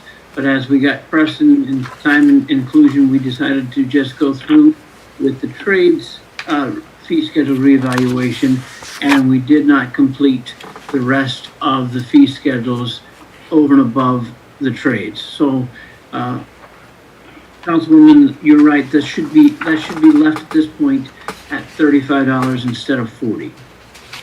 Well, can I ask you, would you mind if we tabled this and then just did all the fees at one time?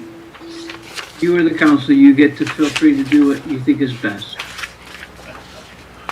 Because I'm seeing, because I've got questions on if we're leaving right now the building department fees the same, or we're going to look at them anyway in the future, is what you're saying. Yeah, maybe, I don't know, maybe we should have a study session on it. I was looking for examples to kind of help me, but I'm sorry, you sent me a notice yesterday and today, and I did not get them to you. But and I guess the hard part is there are two sides of study session. There's two sides of the example that you can take a hold of. One is a low end versus a high end example. Right now, we have a low end that if you needed a circuit put in your house to put an electrical outlet in your kitchen because you don't have one, or you don't have a GFCI, and presently our fee would be, it would cost you $35 plus 80, it would be $115 for one circuit. Same would be the same case if you were a commercial building and you were putting a system on your roof, a 50,000 ton compressor and heating and cooling, and then you ran air ducts and ventilator systems inside. You would call an inspector out to do an inspection on that furnace with all your air duct returns, and for all of that work that he is in a commercial building, it would still cost him $35 plus $80 for that inspection. So both the amount of work and cost of the two extreme differences would cost exactly the same. So one would be extremely a little cheaper if you were a house owner and you were going to get a new furnace and you had to have an electrical inspector come in. Right now it would cost you $115 to make sure that the electrical connection to the furnace is done, where this itemized system would cost you an administrative fee plus $25 instead of another $80. At the same return, a furnace on a commercial building with all the ventilation, all the return air systems, all the exchanged air filters, they would call you out and say, now that I got my furnace up, I have all my air ducts in, please come and take a look at it. It would still cost you the same as it would cost a person to put an outlet into a furnace they just put into their house. And so okay. I'm sorry. I was just going to say, so then maybe we should just table this until you can give us the fees for both residential and commercial so that we can see the difference. You mean in the rest of the building department recommendations, Yes. not Yes. just the trades? Yes. Okay, is there I'm looking, I guess, because I'm looking at our building department because is the ultimate goal, right, is to have homes and businesses that are code compliant. Yes. And we want them willing to get permits, not run from them. I would be more comfortable in seeing the comparisons. And I want the fees to be fair. Because like I said, I don't want people running from the building department. Right now, I know that right now we have a lot of people that don't come in and get permits. And I don't know if part of it is just the issues that we've had or if part of it is our fees. You making a motion to table this? Yeah, that was my question. Yes. We're still under discussion, Your Honor. Well, we have a motion that's on the floor. I have not received a second for it to table it. I'll support it to table it Okay. for more clarification. Okay, so now we have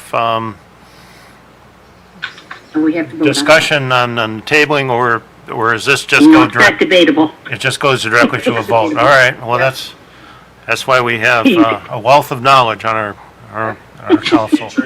So with that, we have a mover and a supporter to table this. So we would then clerk call the roll. Okay, Councilpersons Ross? Reading? Yes. Higgins? Yes. Kelsey? Yes. Punson? Yes. Salcido? Yes. And Mayor Carnes. Yes. Okay, so that item has been tabled. So we'll move on to the next, which is resolve that the residents of the 1200 to 1300 block of Washington, which is between Monty and Seacott, be granted permission to have a block party on Saturday, August 29, 2020, from 3 p.m. until 9 p.m. under the following conditions. 1, that the street be barricaded at each end and closed to vehicular traffic. 2, that the party be over by 9 p.m. or dusk, whichever comes first, and the street be reopened to traffic. 3, participants must comply with Executive Order 2020-147. 4, subject to cancellation if required by order of the governor. Per the recommendation of the police department, Executive Order number 2020-147 states, 1, any individual who leaves their home or place of residence must wear a mask covering over their nose and mouth, A, when in any indoor public space, B, when outdoors and unable to consistently maintain a distance of 6 feet or more from individuals who are not members of their household. I'll move. Okay, in discussion? Clerk, call the roll. Councilpersons Breeding, Yes. Ross, Sorry, yes. Higgins, Yes. Kelsey, Yes. Parkinson, Yes. Salcido, Yes. and Mayor Carnes. Yes. Next item is resolved that Daniel Wright, 1706 Fort Street, Apartment B, be appointed to the Downtown Development Authority to fill the unexpired term of Todd Galley, term to expire April 1, 2022. So moved. Support. Discussion? Clerk, call the roll. Councilpersons Kelsey, Yes. Higgins, Yes. Breeding, Yes. Parkinson, Yes. Ross, Yes. Salcido, Yes. and Mayor Carnes. Yes. Next, we have the item that was dropped down from the consent agreement, consent agenda. And it's has a cover letter from Chief Ray Waters. And it has, dear members of council, the Lincoln Park Police Department is requesting permission from mayor and council to allow the police department to open the bid process for the police towing contract. The current contract will expire October of 2020. The police department has had several issues with our current towing company not following the current contract. We believe that it's the best interest of the department and the city to go out for bid and to not renew the contract. And I set the resolution down. So be it resolved that the mayor and council authorize the police department to solicit bids for the police towing contract. Funds for these services to come from police department towing yard lease account 101-305-941. Okay, discussion? Yes. I have a, Oh, Councilman Kelsey, go ahead. You chimed in first. question I got two questions. First question is, it sounds like there were some problems and they weren't explained in the cover letter. I don't know if you could do that or not, but it sounds like that was all of a sudden an issue because we just, extended this contract in 18. And I haven't heard any issues since then in front of the council. And my next question is what's changed in the bid? I'm looking at the two different contracts and there's been some changes. I'd like to discuss that. Chief Waters, are you able to talk on this? So the contract is up, obviously, October of 2020. We've had a couple complaints, or more than a few complaints from citizens coming out saying that they've been overcharged. It sounds like they probably have been overcharged. So we feel like that reflects on not only the police department but the city. It makes us all look bad. So we don't want to, play with somebody that's not going to follow our contract and makes us look bad. So we're asking to go off for bid. And the changes in the contract from the previous? There was one minor change, and that was that we're looking at the possibility of using our yard at 500 Southfield But that's just a possibility. Well, through the, I guess. Yes, sir, go ahead. Through the chair to the chief, is that's a major improvement, which is good because we're paying City Towing $45,000 a year to use their towing. Yeah, that would say that the main purpose behind that. I'm sorry to interrupt you, but our main reason behind it was that we would save the city exactly what you said, $45,000 a year if we went with that. And we had it inspected, and it is feasible to do. So we're looking at that as a possibility. I think that would work for everybody and work good for the city.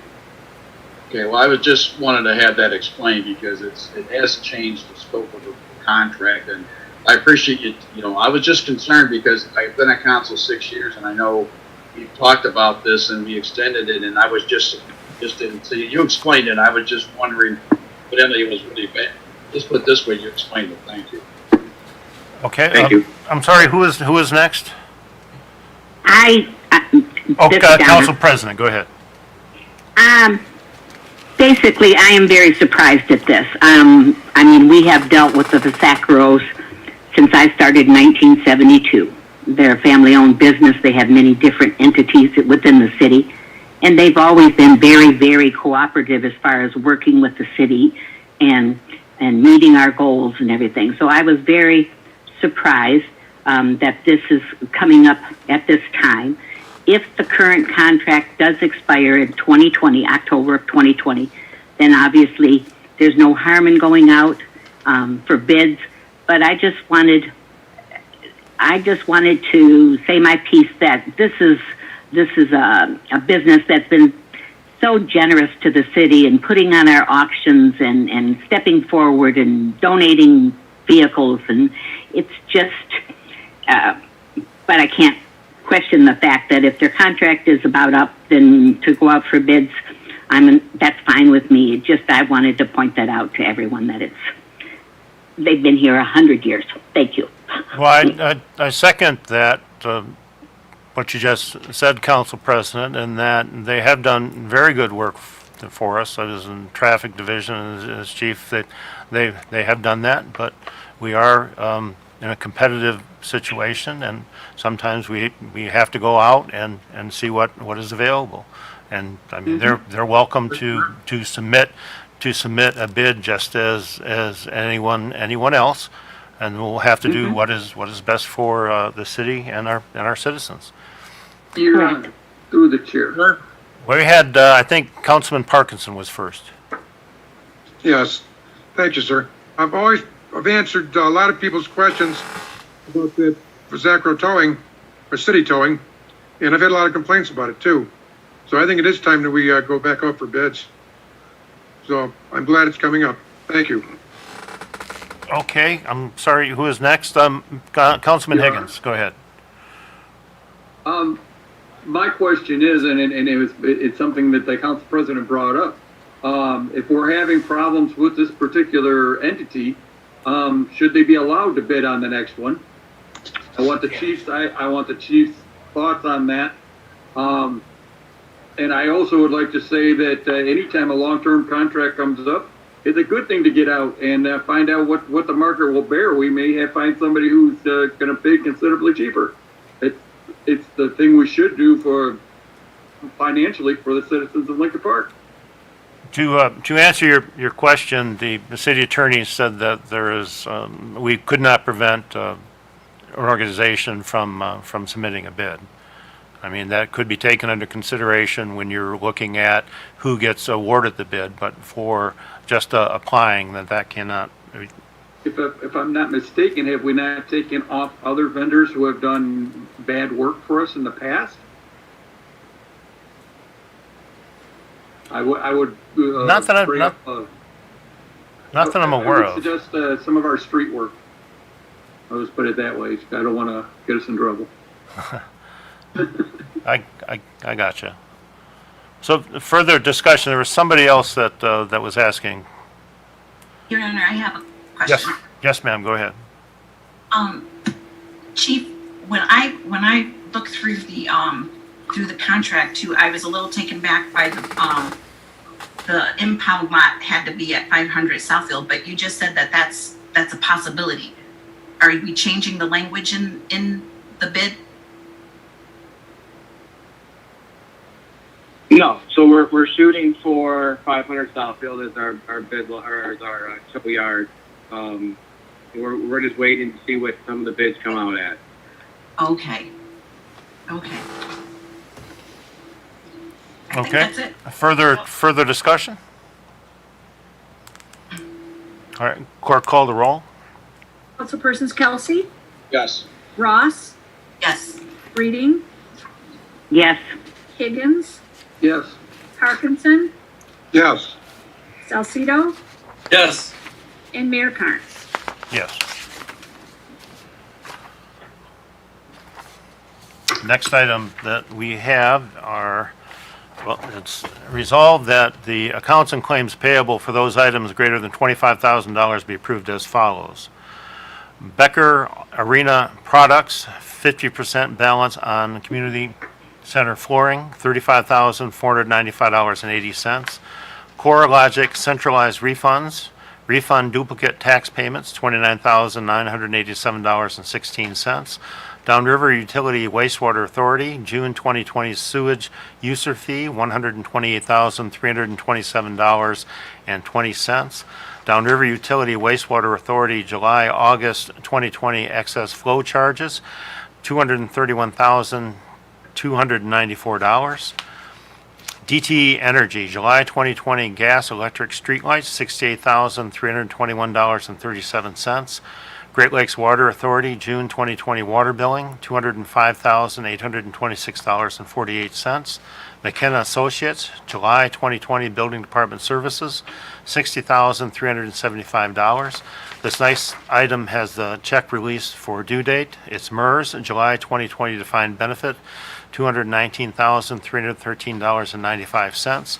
City of Riverview, June 2020 dumping service, $35,106.73.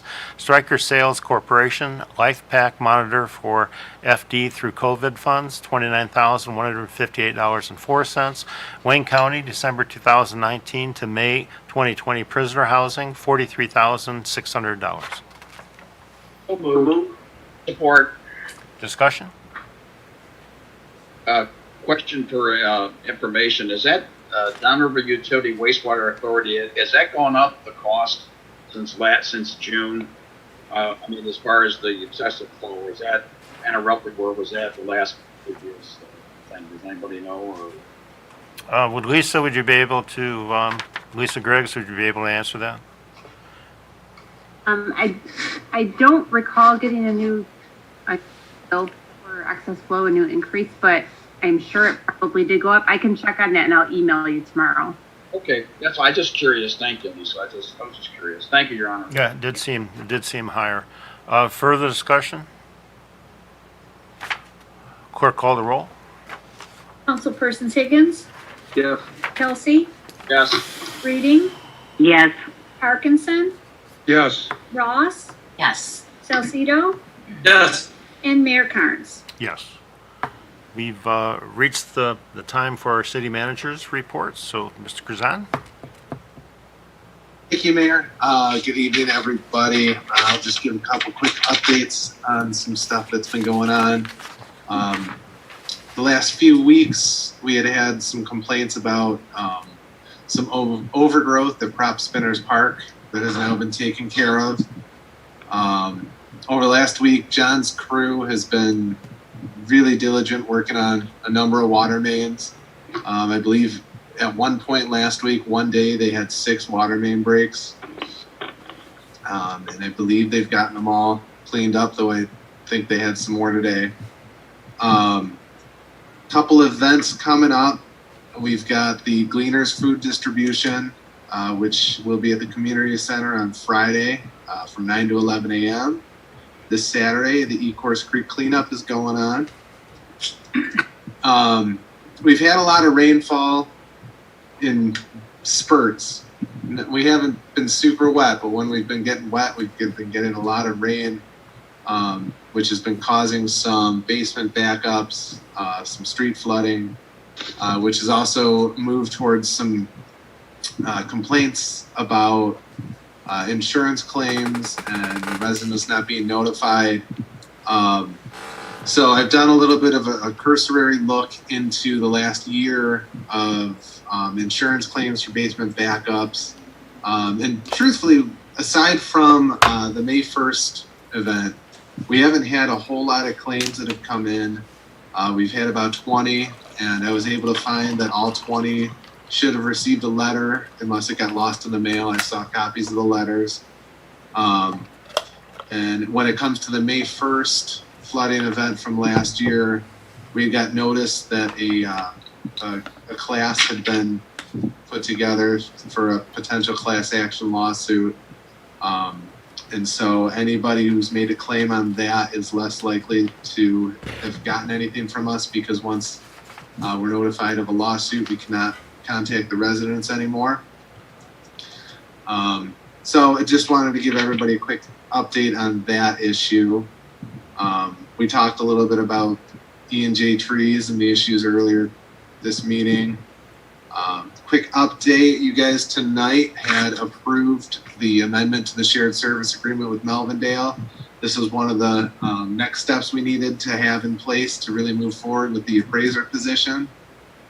We anticipate hopefully getting this posted by the end of the week, getting it filled, getting the proper people in place.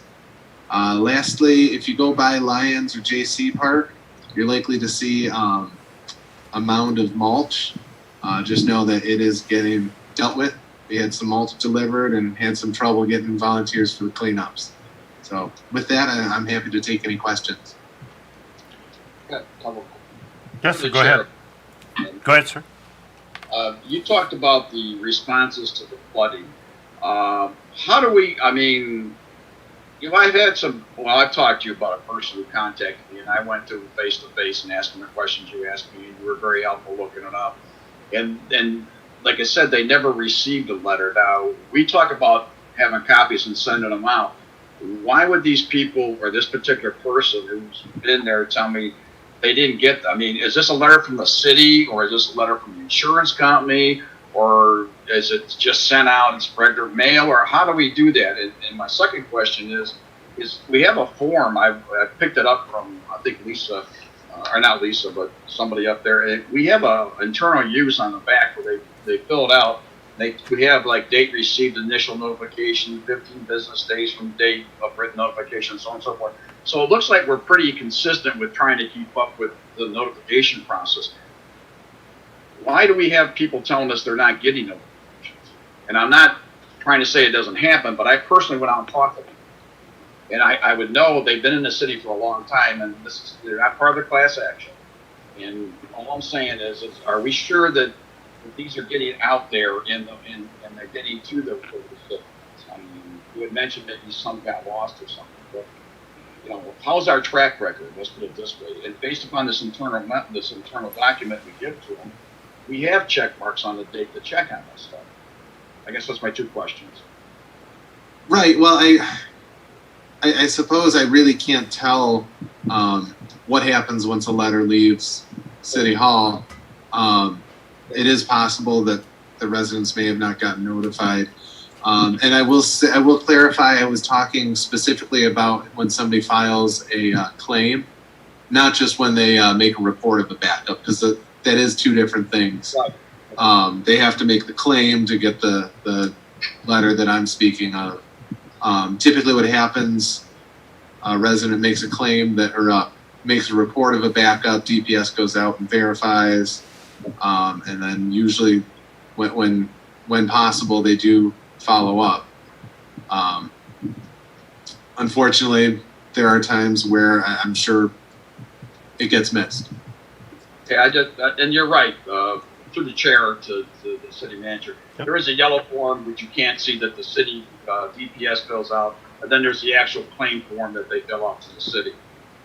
And I guess that, because, I've had people tell me that once I started looking into it, and I was just curious that we have an internal system to keep track of that stuff. And I know everybody's busy, and I'm not saying anything different more than the fact that these are very important for these people who have this disaster that happens to them. And I guess one other, if I may, Your Honor, I'm not sure. Question. I know that the mayor talked about the issue over at the band shell. My question to you, city manager, is do we have a policy? Because I know we were going through the emails, and the last email that I seen was I couldn't find one, and I'm not quoting you directly, but I don't know if there's one. And if we don't have one, why don't we have one? And who has authorization for keys? And that should go in the policy. So what I'm saying is, if we don't have one, we need one. I think it's important that we keep track of the keys, we keep track of who has access to them. Only because of the fact that I did it where I was at, and I did it for an organization, and I did it for a place that I was employed at. Okay. So my two questions is: do we have a policy that, or we don't? And if not, are we going to put one in place to do this? So unless I'm mistaken, as far as a policy goes, the only thing I've been able to find has been the ordinance about possession of city keys, which generally is vague in that people who are authorized to have them are the ones who are supposed to have them. I know we keep a log here at City Hall about who has keys. I'm pretty sure Chief Waters keeps a pretty good log over at the police department, and Chief Martin over at the fire department as well. And as well, I'm sure Mr. Kazoo at the DPS has a pretty good log. Well, that was my point, though. If we don't have a policy, I mean, this is where I'm going, I guess, and I Right. times, and I don't want to, keep asking the same question. But my point of it is it seems like in the document, nothing. There was an issue of communication and an issue of who has keys and who doesn't. And I think as a city, and I think the mayor is on board with this, we should be knowing who has the keys, who was authorized to have them. And if we don't, then we change the lock so we get them back. And the fact that we should have the ability that during working hours, yeah, but after working hours, you should notify somebody. And that goes for anything. And I'm just saying, if we don't have the policy, I would like you to put one together so the council can vote on it and put it in place, because it just makes good business sense. I mean, we're a $21 million organization, and we have property all over and keys all over and people doing all kinds of things because that's what we pay them to do. So I think we need a policy, and we also need to know who's got keys and who shouldn't have keys, because I don't think anybody ever did that before you came here. And I think it's just good policy. It's just good policy. We're, like I say, we're a very the citizens' money, and that we're responsible. So if you could, I would like you to have that put together. Okay, and if the council agrees, that's fine. I know, but I would like to have that and have us look at it. Thank you. All right. All right. Further for the city manager. Yes, through the chair, Your Honor, I'll make it brief. Yes, sir. Yes, Mr. City Manager, a quick comment and then a couple questions. I recently tried to report a pothole. I went on my phone and my computer, and I went through the whole shebang, and it said I am not a robot. I could not submit that pothole because it said I am not a robot. Maybe you connect on it. So my second part of my question is, when we do get through and report a pothole, what's the turnover? How long does it take to get a pothole fixed once it's reported? That'll have to turn over to Mr. Kazoo. I do believe as soon as they can get to it, they do. But I think it does depend often on emergencies. Mr. Kazoo, are you still there?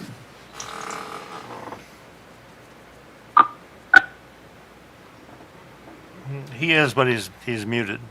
You know what, Mr. City Manager, we'll just let that pass, so I'll get that answer later. My last question is, do you know of any work in Emmons and Fort Street Mall, particularly where the Ace Hardware, that section of parking lot? Is there any plans for to put islands with trees and repave the parking lot?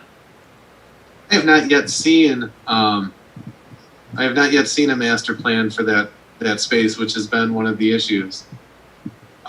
Is that they hadn't yet Mr. Myers hadn't yet put forth one.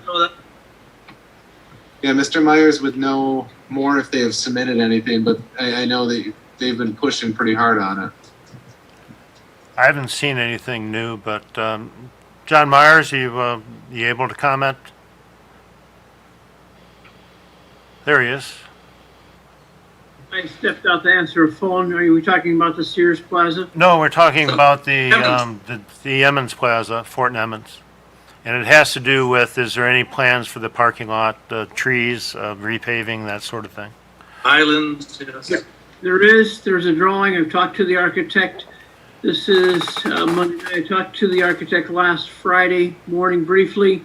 I've also talked to the manager of the property. His name is Bob Barbie. I have, I believe it is 11 citations against the owner of the property. That will be civil infractions. We've been wrestling with how to handle those correctly, in the sense that the owner is in California and we would rather him not have to do a Zoom court case, but come presently. So their time is running out. They have 8 items that they could be doing right now, by charge, by design, and by approval of the commercial code. That means the islands. That would mean the paving of the parking lot, as well as building of dumpster enclosures with 20-foot concrete and approaches.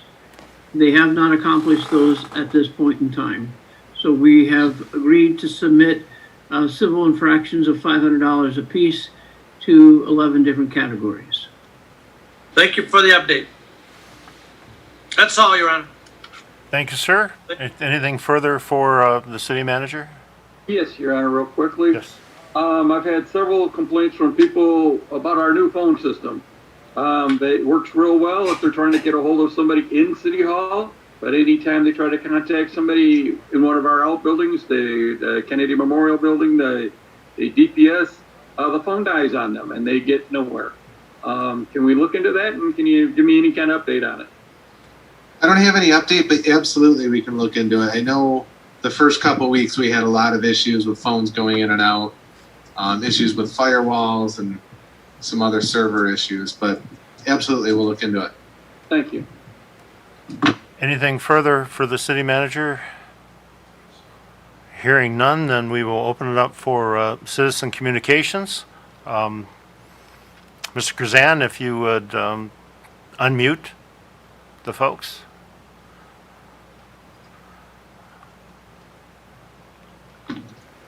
Then we will open it up for citizen communication.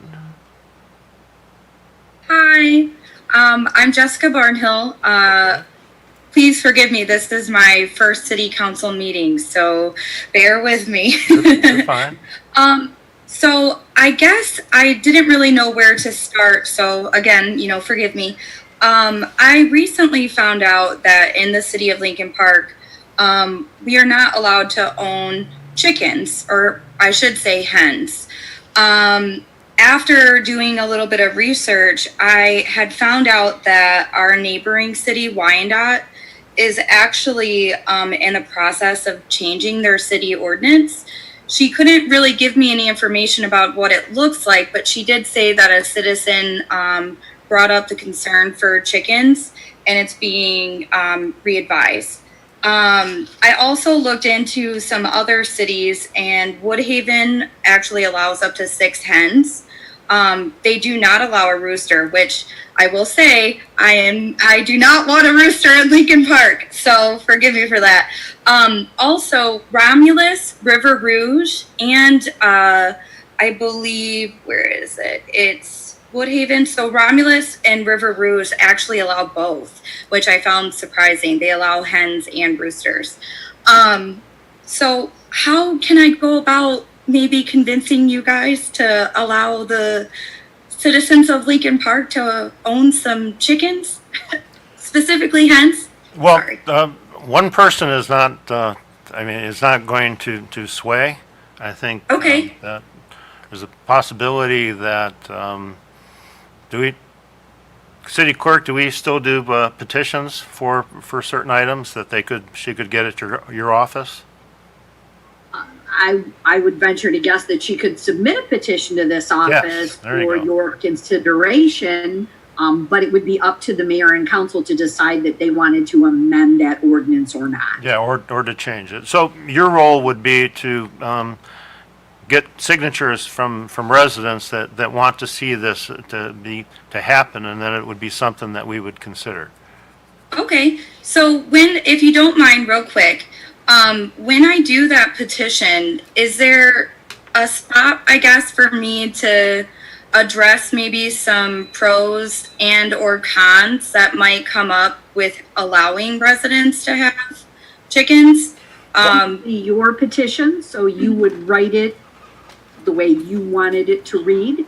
Okay. Yep. Okay. And then how would I go about I just get signatures You would get the signatures, and then you would take them into the city clerk's office, and then she would forward them to mayor and council for discussion and possible action. Okay. Well, thank you so much. And this was a very, very interesting. I was very impressed with this meeting, so I'm glad. Thank you so much. Come back and see us again. I will. Thank you. Alrighty. Is there anyone else that would like to be heard?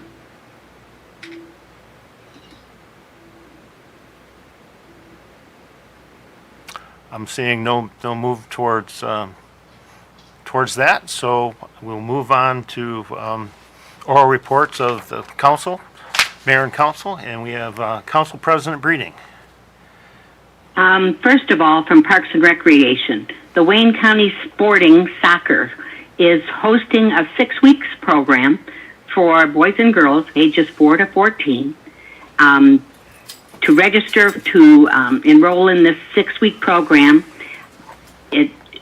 tomorrow the 18th from 6 to 9 p.m. at the Bandshell, and Thursday, August 27th from 6 to 9 at the Bandshell. You have to bring your birth certificate for all new registrations, $70 per child, and it's a 6 week program, and they are hoping that they can get a number of children to sign up for this. So that's from Parks and Rec. Then I'm going to go on to Councilman Kelsey's request about keys. Who has keys?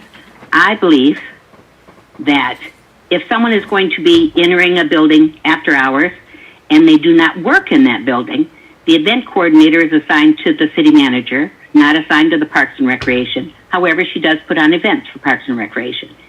I believe the master key needs to be turned in to Parks and Recreation, and then anytime she has something that is going on, she signs that key out. Simple as that. That way there is no confusion as to who's going to be in the building. Parks and Rec would know that that building is going to have someone come in after hours, and that would solve that problem there. And she would just sign out whenever she's going to have some type of an event. That's how I think that should be handled. Next, the election. I am so proud of Carrie. She did a fine job. And all of the workers, all of the election workers, I give them my applause. Presidential election years are terrible anyways, but for them to pull it off with all the changes and all of the software changes and everything else, it's amazing. People do not realize that it takes 75 days to prepare for any election. But for a presidential election or the type of primary that we had with so many absentee ballots, it was a miracle. So I applaud her and all of her staff. And I'm pleased with the DDA and the EDC director. I'm pleased that we finally have someone for that. It's been a long time coming, and hopefully he will bring new ideas to Lincoln Park and help us move along. And I'm quite happy that we finally have found someone to fill in that position. And the hazard pay, I think it's wonderful that we were able to reward our police and our firemen for the hard work they do. It's very, very difficult to go on these runs with sick people, going in the houses, and the police department and everything else with the people that have mental problems and everything else. So I'm very pleased that the governor was able to swing that, and proud of all of them. And that's all I have tonight. Thank you. Thank you, ma'am. Councilman Salcido. Yes, sir. Thank you, Your Honor. I'll make it brief. Also, Mayor, thank you for bringing up the tree situation. A lot of residents were looking forward to this meeting in regards to the trees. I just hope that we take a better look at, limbs hanging over houses and garages, ant infestation, and dead branches. All right. Also, I recently was at the Park Restaurant for dining in, and also Harry's Corned Beef on 4th Street in Champaign. Had a carry-out dinner there last week. Please visit our local restaurants. On a personal note, I cannot give blood this time for the police. I like to, but I gave blood on July 29th, and I got tested for antibody for this corona, and it was negative. So that gave me a little peace of mind. So please give blood. Stay safe, everybody, and that's all, Your Honor. Thank you, sir. Councilwoman Ross? Thank you, Your Honor. I too just want to say I'm so excited to hear that we are going to have a DDA director. So congratulations to him, and of course our new DDA appointee. I know that I've been waiting for this, because there are things that I've talked to the building department about, and it's always been wait for the DDA director, wait for the DDA director. So I'm excited. And then just real quick, for our resident that wants to do a petition, if someone could answer if her signatures, do they have to be registered voters? That would be my suggestion. I don't think that they have to That be, would but be, Okay. Okay, so hopefully she's still on. All right, that's it. Thank you. thank you, ma'am. Councilman Higgins? Yes, I'd like to remind everybody that the food giveaway will be at the school again tomorrow, Tuesday, starting at 10 o'clock in the morning till 1 o'clock. They'll give away 5 days worth of breakfast and lunch to anybody who of school age. Please take advantage of this. They've been a big help for us. And speaking of the schools, I would like to, Mrs. Johnson, who was the president of the school board, was a dear friend and a dear friend to the schools and every child in Lincoln Park, and she will be missed. She has done an amazing job and was very, very there for everybody. And I don't know how to say it any better than that, other than may she rest in peace and the best for her family. I'd like to congratulate the Farmers Market. They had a wonderful turnout for their first one this year. Gave away some free stuff, and it was nice to be able to go to an event in the city. And then they ran it in a very safe way, mask in, mask out. And congratulations on that. I'd like to remind everybody, we have 3 parks this weekend that will be doing cleanups. JC Park is needing help. Lions Park still needing help spreading the wood chips. And then, of course, the county cleanup at Council Point Park. Like to see some people come out and lend a hand. And that's all for this evening. Thank you, Your Honor. Thank you, sir. Councilman Kelsey? Thank you, Your Honor. I'd like to say a few thank yous. I want to thank the city manager for the Prop Spinner Park and for helping out with the youth center tennis courts, getting the weeds done and that stuff. And I know he was an instrument behind that, because after I talked to him, he pushed to get it done. So I appreciate that. I'm disappointed that U.S. Lawns didn't do what they're supposed to do, but I appreciate the city manager taking those issues on and getting them done. I also got to say a thank you to Chief Waters. There were a few issues that I had, and I wrote him, and he got back to me very quickly and answered it. And I know the pressures that are on all the people working at the city, because there's so much going on. I appreciate the fact that he did that, and I know sometimes I don't say that because I get busy, but I appreciate that. He got back with me and communicated. That's the best thing I like, is communication. I think that's what the residents want. This discussion tonight, 90% of it was communication. Is that we get back with the residents, whether it's good, bad, or indifferent, and tell them what's going on. And I think sometimes we forget that part because we're busy doing other things. I'd also like to say that thank you to CERT for helping out and doing different things with the food giveaway over at the community center. And in closing, I'd like to say thank you to Carrie for doing a great job. I didn't hear anybody complain to me, and that's usually what. So I would say that she must have did a good job, because nobody complained. Usually somebody's always complaining about something. So with that, have a nice night, everybody. Thank you, Larry. Thank you, sir. Councilman Parkinson.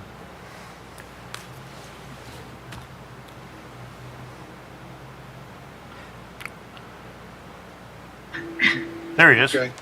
To agree with Councilman Kelsey, we've been working on getting the Prospect Park cut for 2.5 years.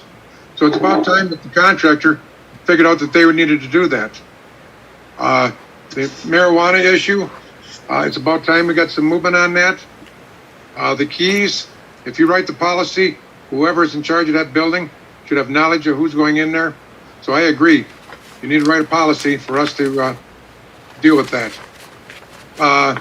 I'm disappointed in the building department vote. I've been working on that for a long time. And if you do it this way, they're going to be there for another year because it's going to be prime building time.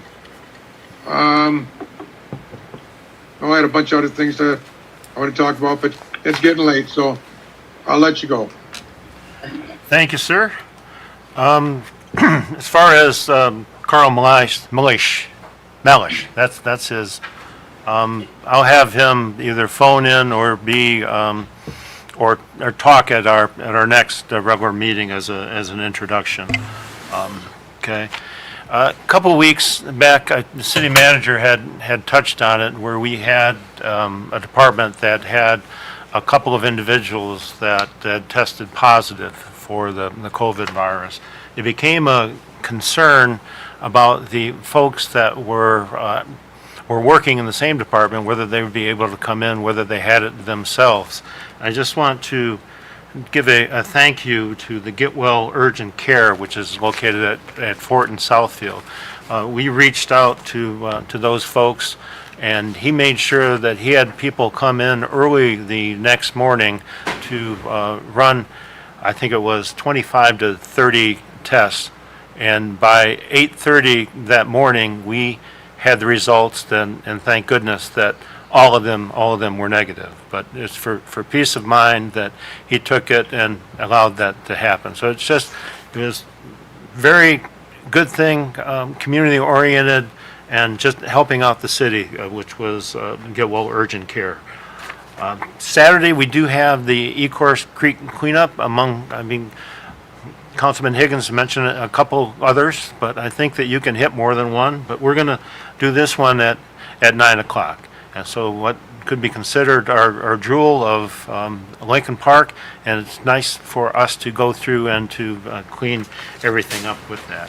And lastly, on August 23rd, it's going to be in front of the ice arena, the community center, there's going to be a child backpack giveaway by the police department. Now, in order to get this backpack, it's going to be curbside service. So you would pull up, and the child that is going to receive the backpack needs to be with you, though. They can't do a promissory thing where you got two kids at home. If you have two kids in the car, then both of them will get the backpack, and it's one backpack per child, and the child must be present. So that's a great program with kids going back to school, and even if you're going to be doing the homeschool stuff, it's still nice to have a backpack. So, and with that, I will entertain a motion to adjourn. So move. Support. There we go. Okay. There's no discussion on this, so clerk, please call the roll. Councilperson Salcido. Yes. Rating. Yes. Higgins. Yes. Kelsey. Yes. Parkinson. Yes. Ross. Yes. And Mayor Carn. Yes, and thank you all. It's been a long night, and everybody have a great night.